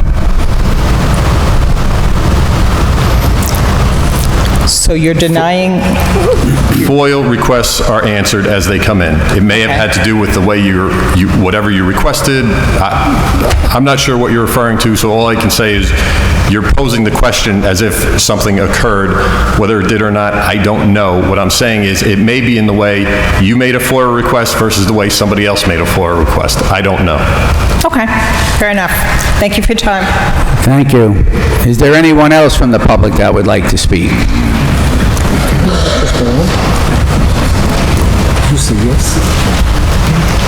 My name is Michael Curley, and I was the one that brought up the ethics code.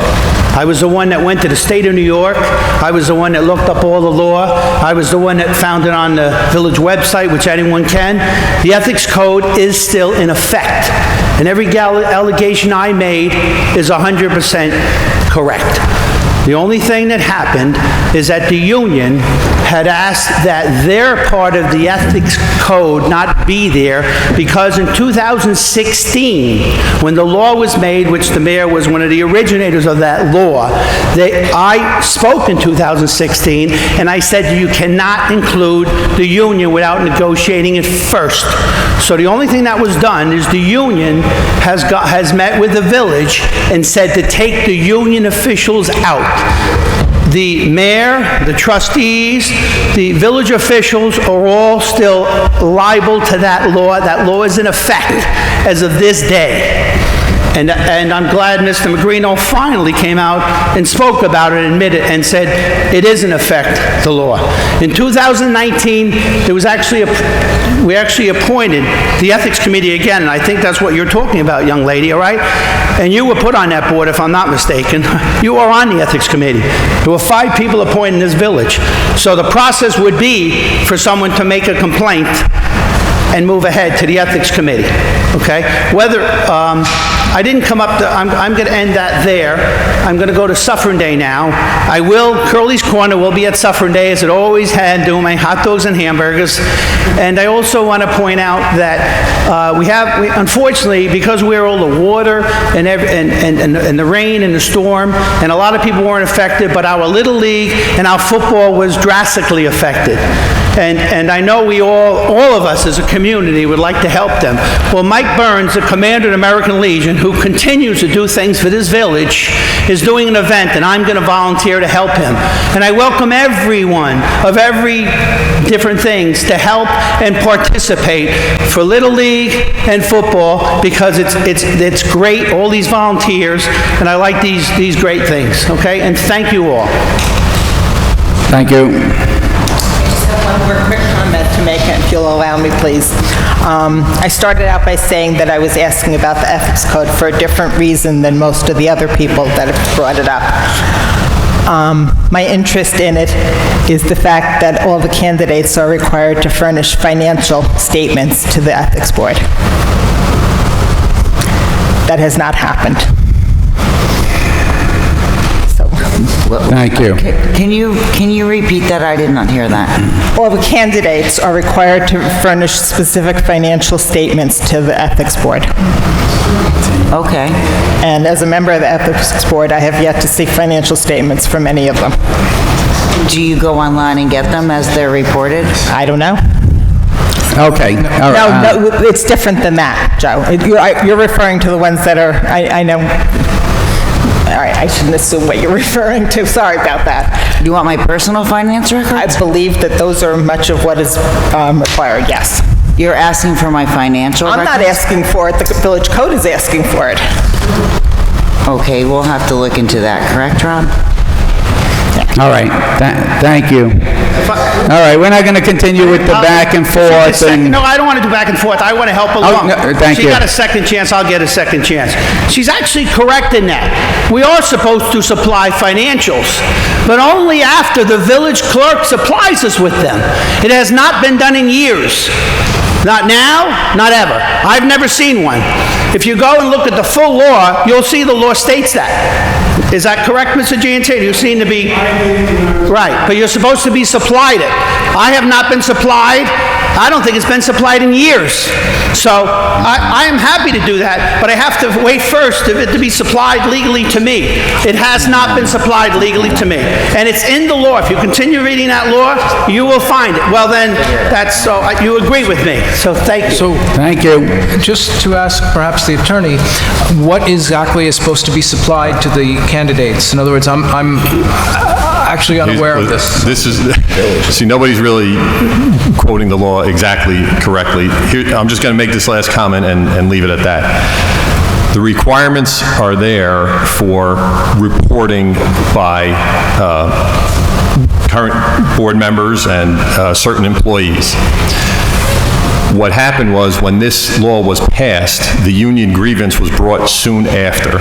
So, and again, this was before my time as village attorney, I think effectively, once that grievance was brought, everything stopped.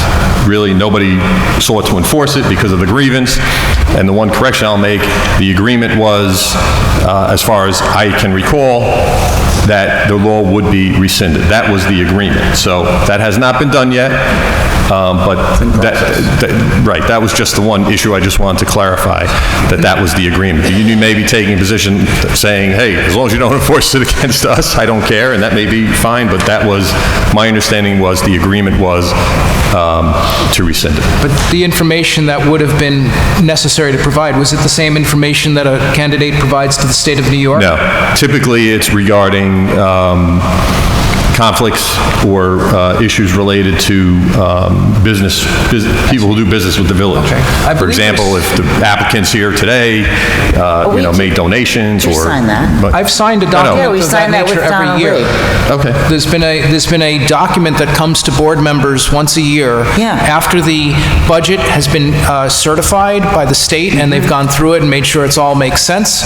There is a questionnaire for every trustee, and I'm sure the mayor as well, that we have to check box several items, that we have no business dealings, we have no connection, we have nothing connected to any of this work that the village does, and we have to sign that. And that's, I know for myself, I've submitted that every year that I've been on the Board of Trustees. So if that's what's required, that's something that's already been happening. Been done, unfortunately, you haven't gotten the copies. Mr. Genito? All right, thank you very much. Mr. Genito has something. I just want to make a clarification. I believe that the form you're talking about is actually right now, as we're doing the annual audit, the auditors will send out a letter asking you to disclose any conflicts of interest that you have as a board member with the Village of Suffern. I believe that the financial disclosure law that is involved under the Ethics Code is similar where I've worked before, and they've had them. They ask very broad questions about very similar things, your dealings, your ownership of property, any business that you have, any relatives that are working for the village besides yourself within your household, that sort of thing. And those records directly go to the Board of Ethics. They don't go to anybody else. They're confidential. And the only time something may come of them if there is actually a conflict that's disclosed by somebody else, and they go back to those documents and see that you didn't disclose it. But those are two different documents. One, typically Board of Ethics, is known as a financial disclosure form. And the other forms, typically with the auditors, are what are known as related party forms. Well, I, for one, and I'm certain that the Board of Trustees agrees with me, if anything is supplied to us of that nature, we'd be happy to sign and disclose whatever would be the case. I have nothing to hide. And I want to make it also clear, I'm going to take this moment to grandstand for a moment. Every year that I've run, and every year, even in the off-season, I have to file amendments to my campaign account for when I've run, which lists every donation that has been made to my campaign and so forth, and all of those are on file with the state of New York. I don't think the mayor can say the same, nor his running mates for the last several years, about 3 or 4 years. He has not filed. Thank you. Thank you. All right. This is, the public portion's over, Mr. Genito and Mr. Hunt. This is, let him go? All I want to say All right, is, go ahead. I could go back 15 years where people never even filed with the Board of Elections. Thank you. So let's not open up that can of worms. All right. I think everybody should file if they're Yes, they should. And I encourage the Mr. mayor Hunt. to do so. Perp case 35-412 was the code of ethics case the union brought against the village for union employees. It was resolved. The union employees are exempt from your code of ethics. Again, until we renegotiate, it states clearly in that statement. Thank you. Okay. Moving on. Department of Public Works, Mr. Sawicki. Please. Mr. Joe Hutchison, the union, the union portion of ethics. Good evening, Board. I'd like to update the Board on some projects that are currently on board here. The first one is the Wayne Avenue Sidewalk project. Fred had touched on it earlier. It's near completion, awaiting a relocation of a utility guy wire. in order to complete the remaining work. The next project is the 2021 right-of-way improvement project that will commence next week with a scheduled completion of mid-October.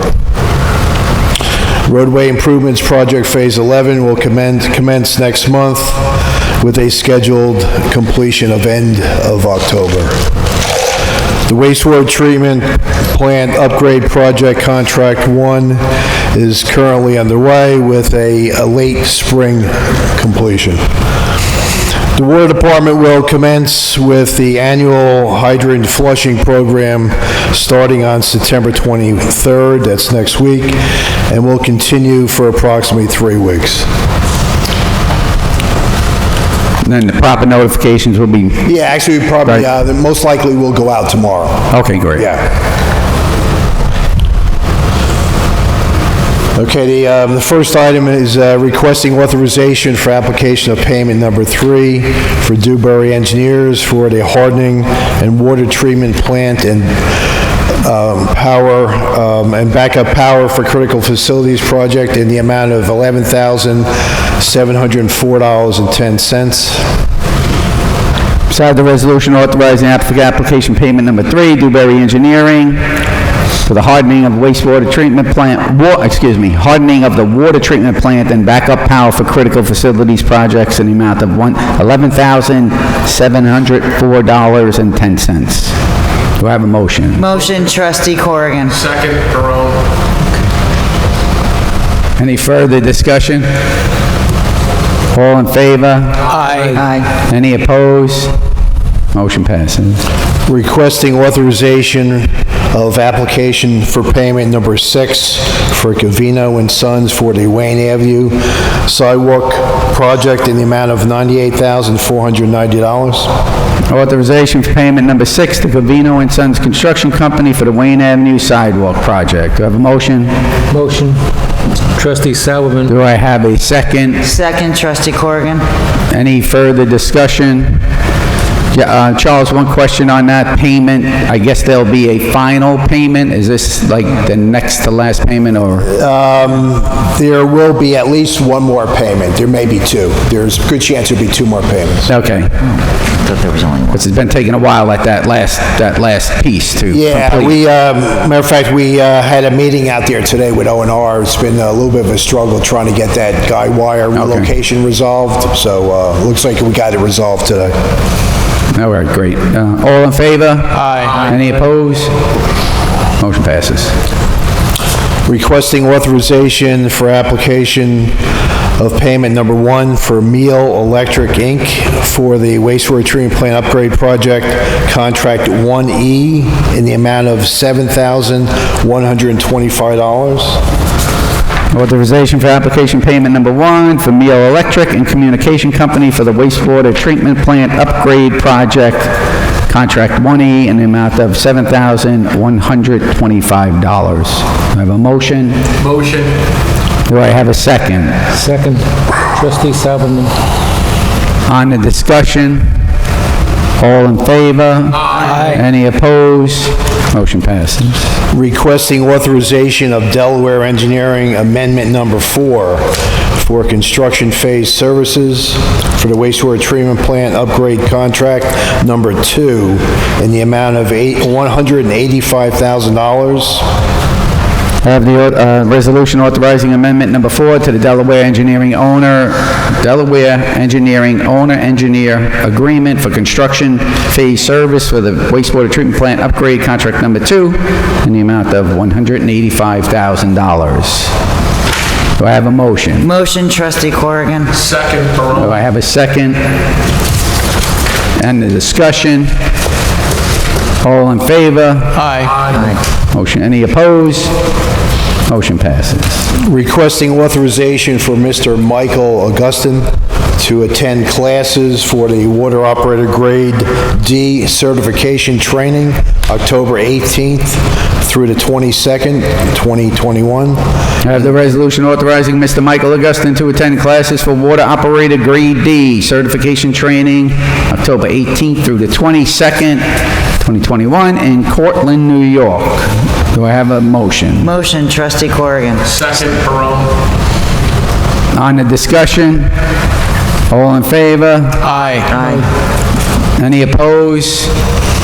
Motion passes. Requesting the award of a 3-year agreement of the wastewater treatment plant operational support to JCO Inc., Environmental Services, in the amount of $15,875 per month. So I have an award, a resolution here, award a 3-year agreement to JCO Inc., Environmental Services, for operational support to the wastewater treatment plant. Do I have a motion? Motion. Do I have a second? Second. On the discussion, So I have a question. So this is a lower amount than prior, which is great. Can there be any clarification what services we no longer will be getting from them, since the cost is about a third lower, roughly? sure. Yeah, Charles. well, the quick answer is, the previous or current agreement that we have 2 operators, a 4A operator and a 3A operator. Yes, This agreement, we only have 1 operator. I see. It's a 4A operator, and we have our own in-house 3A operator. That's great, yeah. So we'll be, So we'd be losing Kyle, though, is that correct? yes, that's correct. No, we will be keeping Kyle, and we will be losing, I thought that's what you said. no, what did you say? I'm sorry. I asked, are we losing Kyle? Oh, I'm sorry. I thought you said, are we keeping Kyle? No, yeah. We are keeping Keeping Kyle. Kyle and he'll be the chief operator. That's fantastic. 4A operator. Oh, so he has his- I didn't realize he has 4A. Aramis Morris will be the 3A That's assistant fantastic. chief operator. So that's fantastic. So we are losing Wes, then. Right. That's okay. Charles, I'm in. This is per month. How many months does this go on for? 36. 3 years is part of this 36? contract. Okay. All right, thanks. But this will be a savings, and that's fantastic news. And I think we're getting the best of the 2 that they were offering. Yeah, I think it'll work out very well. All in favor? Aye. Any opposed? Yeah, Mr. Hunt had one comment on this. I'll let him, Okay. let him speak. The motion passed, the resolution passed. Go ahead, Mr. Hunt. Okay, Mayor, Board, we did sign a contract 3 years late, and in the contract, the MOA made changes. Title changes, Article 6, D3. 4A operator is in our titles. Not that I'm going to fight you guys on what we did. It's a good thing to have an outside entity overseeing this rebuild. But I just want to make it clear that as a union president, I'm not going to stand by and get pushed around, because in Article 21, you, the village, put in no contracting out union jobs. All right, there's a fine line, and I'm not a lawyer. You got one of the best guys I know of sitting next to you. And then we got Mr. Glickle that doesn't like me. But again, Me or him? the lawyer. You're not the lawyer. You know, you guys got to think about what you signed and what we have in writing, and just make sure that we're a part of your change. I mean, the code of ethics was thrown at us. That's why we fought it. And I don't want to be fighting a battle. I understand what the village needs. I work with these guys. I deal with them. I know Kyle pretty good. He's a nice guy. He's got a heart. He wants to make sure this plant's built right. He doesn't want to leave. He kicked Wes out, his mentor, stole all his knowledge. But again, it goes back to my contract. My contract's not a piece of toilet paper. Don't make me push it. Work with me, because some of you guys signed it. And I know you did, Mayor. Thank you, Joe. Mr. President, thank you. Okay, where do we leave that? That was approved, right? That was approved? Yes, that was Okay, all all right. approved. The Yes. the remaining item will be tabled based on the recommendation of Michael Genito, the treasurer. The reason being that we are looking to fill a position at the wastewater treatment plant, the maintenance helper position. However, we don't know the exact salary. That salary wouldn't be determined until we were able to fill that position because of,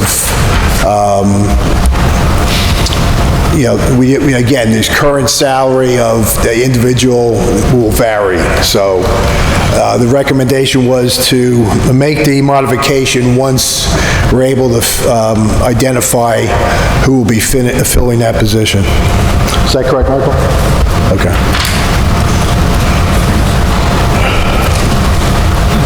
All right. Is there any other questions? Are we good? I think we're good. Okay. Oh, do you want to come up and say something? No, I just want to make sure that we do the notice of proceeding for contract review? Do we have to do that as well? I can't recall. No, we have approval from the board, so it was just a formality, yeah. Okay, that's it. Thank you. While we're on wastewater treatment, maybe we can get a quick update from the chief operator on where we stand with the upgrades and modifications, since they took the time to come down, and maybe the assistant operator would like to say a few words. I guess the whole team could come on up, because you know what? You guys are all involved in the upgrades and modifications, and it's a crucial repair, modification upgrade to the village of Suffern, to the wastewater treatment plant. Yeah. And I think you guys are doing a phenomenal job.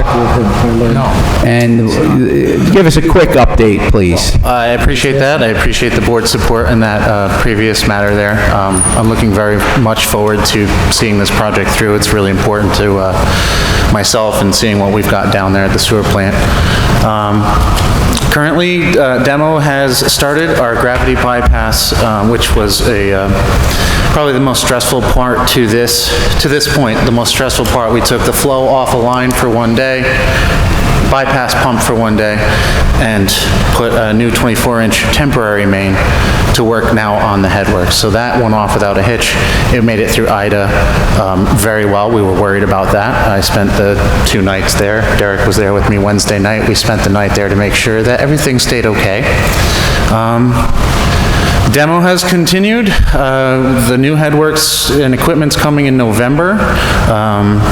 The trickling filters will be in November, and then we can talk, they're going to start working on contract 2, or that's the idea, concurrently, to really stay ahead on this and get it done as quickly as possible. Sounds good. It is really phenomenal to see what the the initial phase of the upgrade and that bypass from the headworks to putting in that 24-inch bypass? 24-inch main bypass, yeah. That bypasses the headworks and... HDPE, which is plastic pipe. They formed it all on site, and they put it all in. Right. I've been taking some drone shots as progress has gone on. I'd like to submit to the trustees as I get some more. I just have 3 pictures now, so it's not very impressive, but... Just 3? They also have a time-lapse camera set up that you'll see the construction as it goes when they put that all together, which is, I think, very informative, and it kind of shows the progress as it goes. All right, well, thank you very much. You guys have anything to add to it? I mean, you're doing a great job down there. I mean, it's every day. I do want to thank these guys for continuing to work with me and to give me everything that they can, because it's not always a clean job. So I really appreciate it. I know the water department also really lends a hand along with the street department guys. If I did, I wanted to thank Joe Hunt's guys have done a lot of work in keeping what we've got there running. Most recently, they re-welded all guide rails on the 2B clarifier to keep us running and to minimize the breakdowns that we've had, which cause the odors and a lot of the issues that we have up in the older system that's being replaced. And the water department guys have been instrumental in helping us out with equipment repairs and that kind of thing. And it's critical to work with the street department guys and the welding expertise and the water guys during these upgrades and modifications, because of the dire need of the plant. I mean, to have those people on staff is very beneficial. The village has a lot of very talented individuals working for them down there. Yes. Perfect. Thank you. Does the board have any questions? They're great. Thank you. Thank you so much, and Thank you for your hard work. congratulations, Kyle. Definitely. Thank you, guys.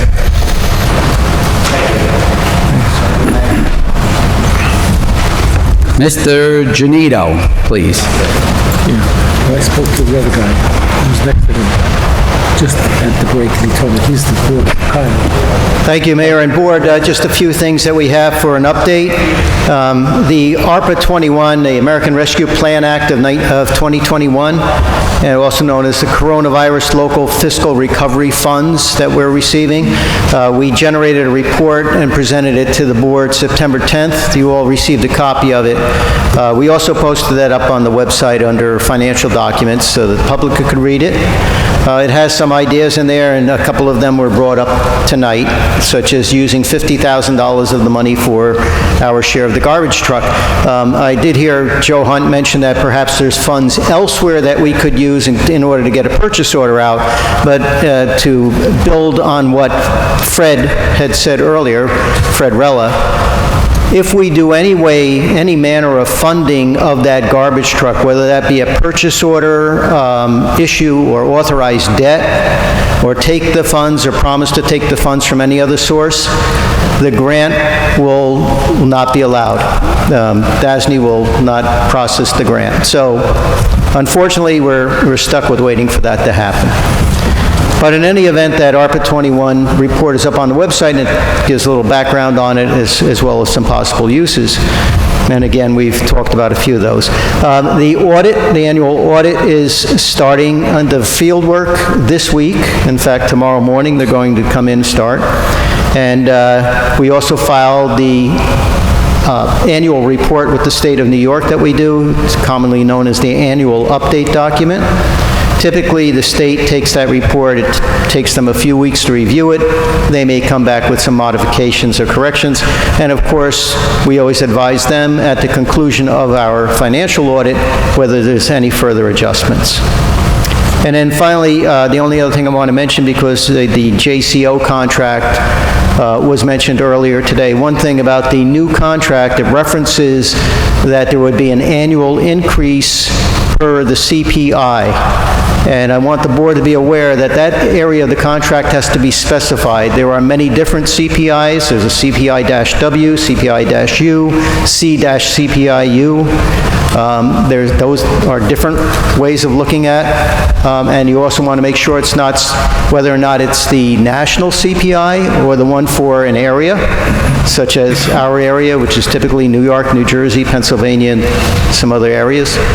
The other thing you want to also note is at what point in time the CPI is reviewed. Because if the contract comes up, let's say in October, the CPI that you have available to you would be the one that came out in August. They publish them typically in, the August is published in September, September is published in October, and typically in mid-October. So again, if the contract expires October 1 or renews, you want to make sure that you're referencing that proper thing with the CPI. And that's all we have for tonight. Mike, I was just going to point out that the resolution that passed on that JCO contract said it's subject to village attorney approval. Yes. I'm certainly not going to approve it until you address the issues you just raised, so Okay. they'll be covered. Great. I was just basically going to ask something about that, because it sounded like we were approving a particular number, but what you're saying is that that's not the number because it could change. So The how often... 15,000 is the number, but the CPI number is Yeah, not the number. the amount of the contract is correct, but when the contract gets renewed next year, if it gets renewed automatically, Okay. it gets renewed by the change in the CPI. So just to clarify, we approved a 3-year contract, but it's not a 3-year contract. Really, it's a 1-year contract with automatic renewal for an additional 2 years. Is that correct? No, I think it's going to be a 3-year with an option for a 2-year renewal. That, as I understand it, yes. So the first 3 years are this price? No. No, that's what I'm trying to... It will renew, I'm sorry, the price is the price for the first year. First year. The second year will be this plus the CPI. Second year, that plus the CPI. Got it. Okay, very good, thank you. Thank you. Thank you.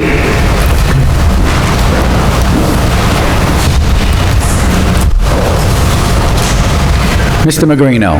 Okay, very quickly, I just have a resolution regarding filming. If there's filming to take place overnight. I'm sorry, more than one day on a weekend, it needs to be approved by the village board, so there's that resolution. And before the mayor goes ahead and reads it, at the next workshop, we're going to discuss permitting fees, because a few issues have come up. We may want to change the law. Right now, the permitting fees are in the law, and just like anything, sometimes as situation changes, the board might want to have the flexibility to change the amount of the fees by resolution as opposed to changing it by local law. And I'll let Lisa Ann, the village clerk, Lisa Ann DiMarsico-Smith, address it at the workshop about that sometimes, smaller productions come in and the fee may be a lot for them, so we may want to revisit those. What movie is this? Does anybody know? Do you know? They don't think they have a name for it yet. It's just a short film. It's more like he's a local, or not in the village of Suffern, but in Rockland County, so he's Montebello, Airmont, and he has a small production company, and he's trying to kind of do, what he sent us is a little tidbit of spoofs on Halloween. So he's just looking to, he's gonna have like 15 people, gonna have handheld devices, they're just utilizing the parking lot over by the pool. It's, yeah. Okie dokie. No Robert De Niro this time? No. Darn it. So I have the resolution authorizing the filming of a short film by KDB Productions, LLC. Resolved, the village board authorizes the filming of a short film by KDB Productions, which takes place from dusk till dawn over the weekend of September 24th and 25th. The approval is required by the village board as specified in local law number 4 of 2017 and subject to all other requirements and insurances. Do I have a motion? Motion, trustee Alpert. Do I have a second? Second. Any further discussion? All in favor? Aye. Any opposed? Motion passes. And the only other item that shows up on mine is the Lafayette Theater permit application. As you know, the law was changed such that the board could provide an exemption upon application. I know that the owner has at least inquired with the village clerk, so since it's a relatively new item, I sent an email to their attorney, Mr. Rice, who was championing this for his client, and asked him to send me a formal request. So I've yet to get that, but perhaps by either the workshop or the next board meeting, I'll have something for you to look at. And then we can vote on that at the workshop if we want to, correct? Yes, yeah. The board can always, vote at a workshop if necessary. See if we can get this project moving. That's all I have. Thank you. Board of Trustees. I have a letter that I would like to give to the village clerk. I am going to read it first and then give it to the village clerk. To Suffern Village Clerk, I am submitting this letter to you to formally request that you assemble the Suffern Village Board of Ethics. Mayor Ed Markunas secretly recorded at least one phone conversation with a member of the board. This was brought to my attention after the secret telephone recording was submitted as part of discovery in a lawsuit against the village.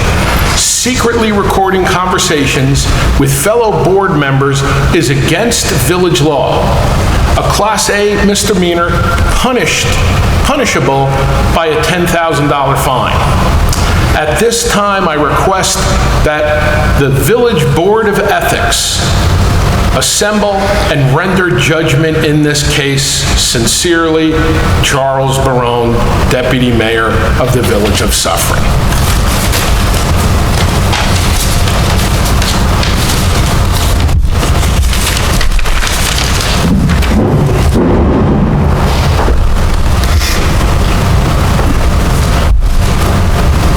Is there any other Board of Trustees? I wanted to inquire on behalf of a resident that has sent a few emails that seemed very unhappy about a situation with reimbursement for some damage to their sprinklers, I believe.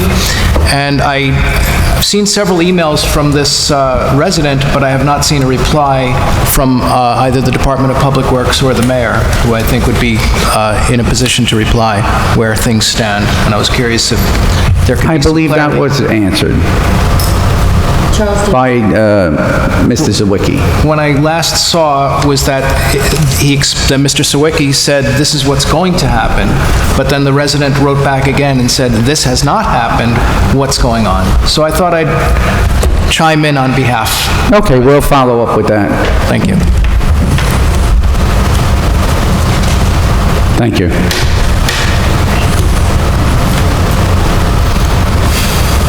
And then, Rob, you have that resolution? Yes. You want to start? Do you want to say what it's about? And I'll jump in. So the reason why Rob and I worked on a resolution is for quite a few times I've requested to post things on our social media, and my request was denied quite a few times. So I thought, for all fairness for the employees of the village, so they're not caught in this back and forth, that we should all just come up with a resolution that is fair for everyone, as, yes, the mayor is the mayor, but there's still trustees, 4 of us, that are also involved in this village and are interested in participating within the village. So Rob and I believe, came up with a pretty good, fair resolution to satisfy everyone's needs. It's unfortunate that that's what we had to do, but here we are. So at the request of Trustee Corrigan, I came up with a proposed resolution.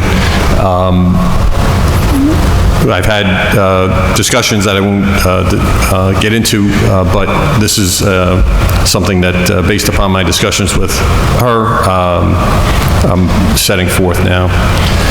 It says, whereas Village Board wishes to establish, oh, and by the way, I'm changing a little bit, the written one had a few changes. Whereas Village Board wishes to establish a social media policy regarding social media posts on village social media. Now therefore be it resolved that the Board of Trustees establishes the following social media policy. Any village trustee, as well as the mayor, shall have the authorization to post matters on the official Village of Suffern website, Facebook page, and newsletter. And the mayor or any village trustee who wishes to make such posts shall notify the appropriate village employee responsible for posting items on official Village of Suffern social media platforms, which notification shall be simultaneously copied to the remaining village board members, the village clerk, and the village attorney. Said post shall be posted by the village no later than 48 hours after such request is made. Any such post shall be identified as coming from the specific trustee or mayor who is making the post. All posts by the mayor or trustees shall relate to village-related business and/or village-related community events only and shall not be used for campaign purposes. In the event of an announcement of an emergency or similar time-sensitive announcement, the mayor may make arrangements to have same posted immediately and notify the board as soon thereafter as possible thereafter.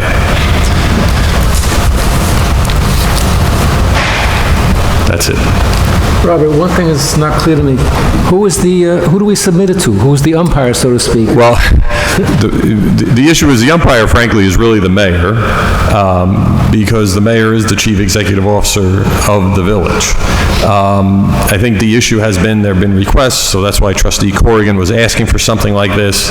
I think, you know, as written, I don't know if Trustee Corrigan has any changes, but as written, it does at least put out there that if a trustee has something they wish to post, it can be posted, you know, with attributable to their name. So. Okay. As well as the other part with the naming the trustees when it's the weekly updates and all social media. That is not pertaining just to Ed's personal posts. Or any other trustee. And again, as I read it, is the one I recommended. I don't recommend making that change, but it's up to the board if you want to put that in. I want to put that in.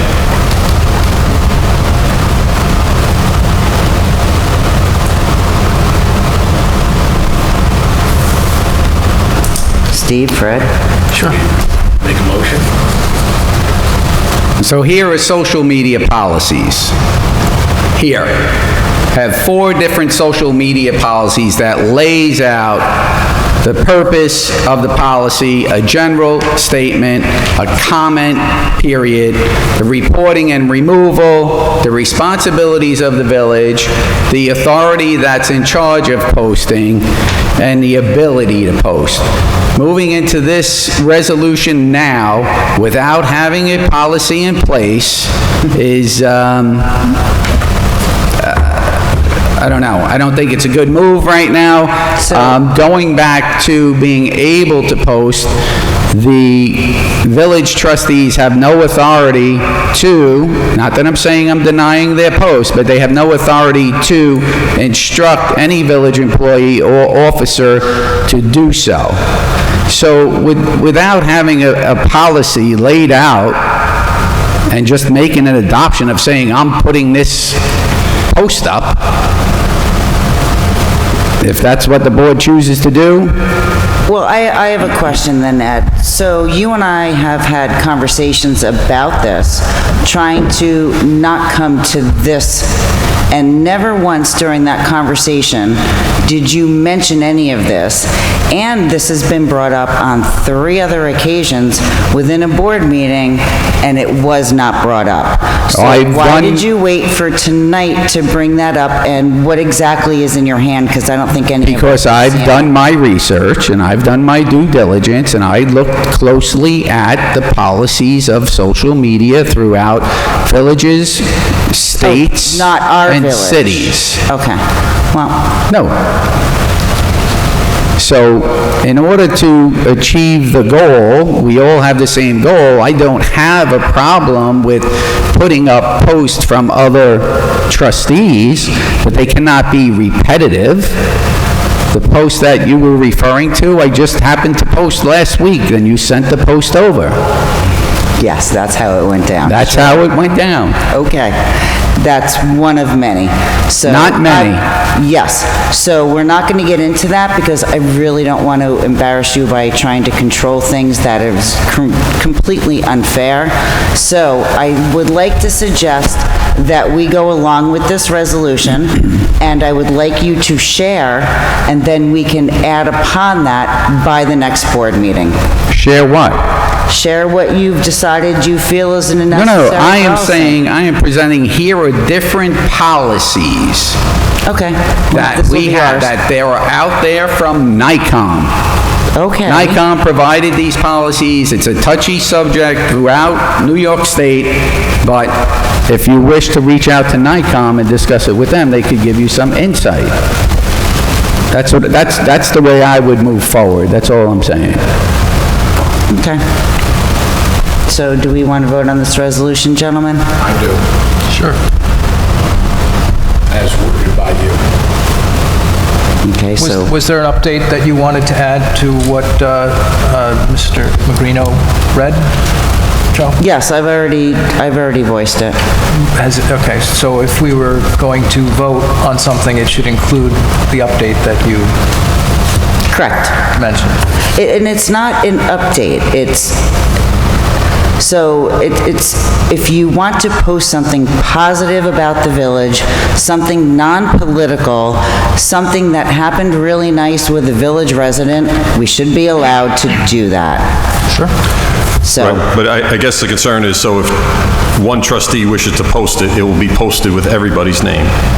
no, like I said, if one person is posting it, that person's name is mentioned, but the title of the newsletter has all of our names on it, and then that person, Ed or Steve or Fred, the post comes from them. So But we're as a talking, village board, all of our names should be included so that when the village residents are reading this, they actually know that there's other people involved in the village besides just the mayor. It's not taking credit for anything, it's just here are your trustee names. so there's 2 separate issues, I believe, what I'm hearing. One is the mayor's update. that goes out on social media and which is emailed to the village residents. Correct, with the trustees' Okay. names included as, Include all the village board names as well. correct. Okay. Then there's a Facebook piece to it. Is that correct? Correct, all social media. Is there a reason why you don't want trustees' names on any? Well, if the trustees attended the events and they were there to take pictures and mention and make mention of what's going on in this village, there's no problem with that, Trustee Corrigan, none at all, not for any of the trustees, excuse me, not for any of the trustees sitting here. But for every event that takes place here in the village, which are great events, which our employees do, put them together and work towards, Correct. we should be there, as I am at every event. Correct. So, you don't want to walk down that street because at the event of September 11th, one of the many times, there were chosen pictures, and I wasn't included in any of those. And whenever I do go to events, it's a personality clash, and it makes it uncomfortable. So therefore, you can still mention who the trustees are in the village of Suffern. Absolutely. Name. Absolutely. So what's the issue? Come to the event. I do go to events, Ed. Besides the dog event and the 9/11 event, what event have you been to? I went to Isabel Haggerty's. I've gone to concerts. I go all the time, Ed. Do I walk up to you and say, hey, I'm here, I'm here? I don't think that's All right. necessary. All I go right. to the Halloween parade every year. I do the window painting every year. Okay. I'm not asking for my picture. I'm asking for the trustees' name to be... And I would say we need to establish a policy.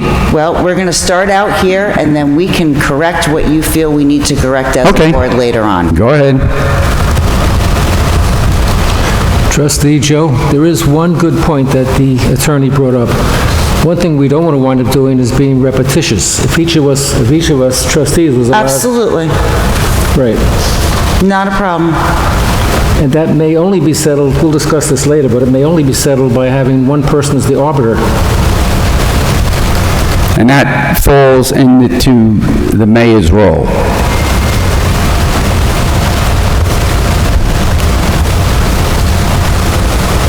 I am not trying to stop it. Everyone else? All I'm saying is you should have a proper policy in place. This resolution, and when the village post goes out, and it says the mayor's blah, blah, blah, blah, all the village trustees' names are on that too. How am I going to include all the village trustees' names without them agreeing to it? I wouldn't want my name attached to something I may not agree to. It's a village It's just a update. village update. We're not saying you're posting anything improperly, Ed. The mayor has a certain point there, because I was in California when the 9/11 ceremony went on. I wouldn't have wanted my name there because I just wasn't there. That post couldn't speak for me. It's not saying you were there, Fred. It's saying it was a village update and just saying that you are a trustee on the board. Actually, maybe the compromise answer is that the mayor would make this post and say, and the village trustees, not name by name, but just simply the mayor and the trustees. If you look at other municipalities or towns or villages and review their post, you would find that it comes from the supervisor and the mayor, and/or the mayor. And they also have their other trustees. Some. So I would like to be in that category of some. And until we identify how we want to define this better, I would like to move this resolution this evening, and we can continue to work on it as a village board and come up with a cohesive plan if this is not the best cohesive plan for the board. But for right now, we need to And I don't start think it somewhere. is. Okay. Steve? Yes. Fred? No. I'm a yes. I vote yes. Motion On carries. what? What are we voting on? This resolution. The resolution that was read by the attorney. Is that a complete and accurate resolution, Mr. Magrino? I read the resolution. I don't know if somebody's actually formally made the motion. Motion, trustee Alpert. Second, trustee Barone. On the discussion? I think, Yeah, well, not formally on the reso, but... So, yes, the discussion is that we will put this into play now, and if someone would like to bring something different to the table, and they have some constructive thoughts and ideas on how to make it better, let's work together as a board with it. the reason that I voted no right now is because we still need to discuss this further at the workshop meeting. We've already been doing this for 4 Right. months, Fred. This has not been discussed in detail, and according to NICOM, when I did discuss it in detail with NICOM over the week, it will be actually unenforceable once again. Well, you like to do those things, unenforceable. No, I like to do my homework. So, Mayor, Rob, are you planning another lawsuit against the board? Is this Are some you more guys theatrics? crazy or what? Stop. It sounds like it's more theatrics. It's unenforceable. Go ahead. So, Rob, have we completed There what was a we need? motion, there was a second, and discussion. So, Yeah, I mean, I would suggest the clerk do a roll call vote. There's been a motion and a second. Okay, Lisa, take the vote. Trustee Alpert? Yes. Trustee Sauberman? No. Trustee Barone? Yes. Trustee Joe Meegan-Corrigan? yes. And the mayor. No. The motion passed 3-2. Motion carries. No. No, we'll deal with it later.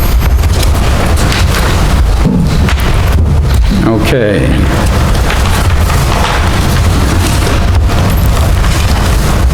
Okay, next up, I have the resolution approval of minutes of the Board of Trustees special meeting August 9th. Do I have a motion? Motion. Do I have a second? Second. On the discussion, Was this a special meeting or just a regular board meeting? special meeting. Okay. No, that was the Board of Trustees, the regular meeting. No, this, Special meeting and then... We have the minutes in. Yeah, we had a special meeting I'm sorry, I first. apologize, yep. My bad. all in favor? Aye. Any opposed? Motion passes. Next resolution, approval of the minutes, Board of Trustees meeting August 9th, 2021. Do I have a motion? Motion. Do I have a second? Second. All in favor? Aye. Aye. Any opposed? Motion passes.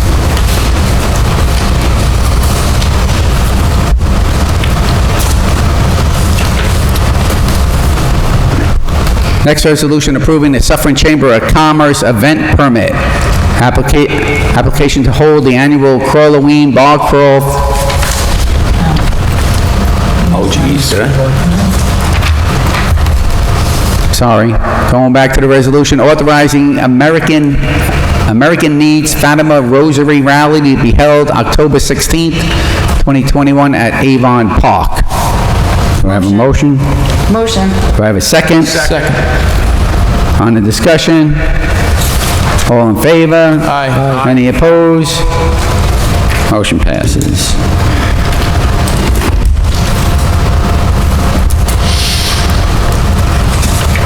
And the last, approve the Suffern Chamber of Commerce event permit, application to hold the annual Crawloween Bog Crawl Friday, October 29th.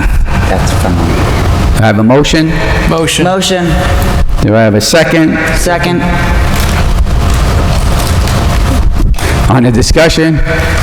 All in favor? Aye. Any opposed? Motion passes. Okay.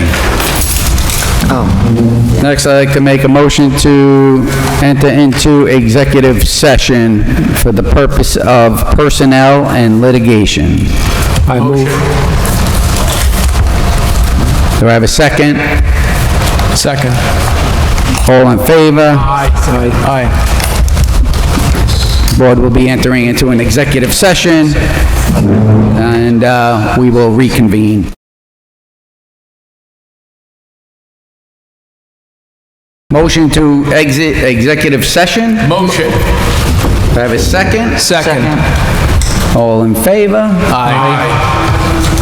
Motion to adjourn. Motion. Do I have a second? Second. All in favor? Aye. Thank you very much for coming out.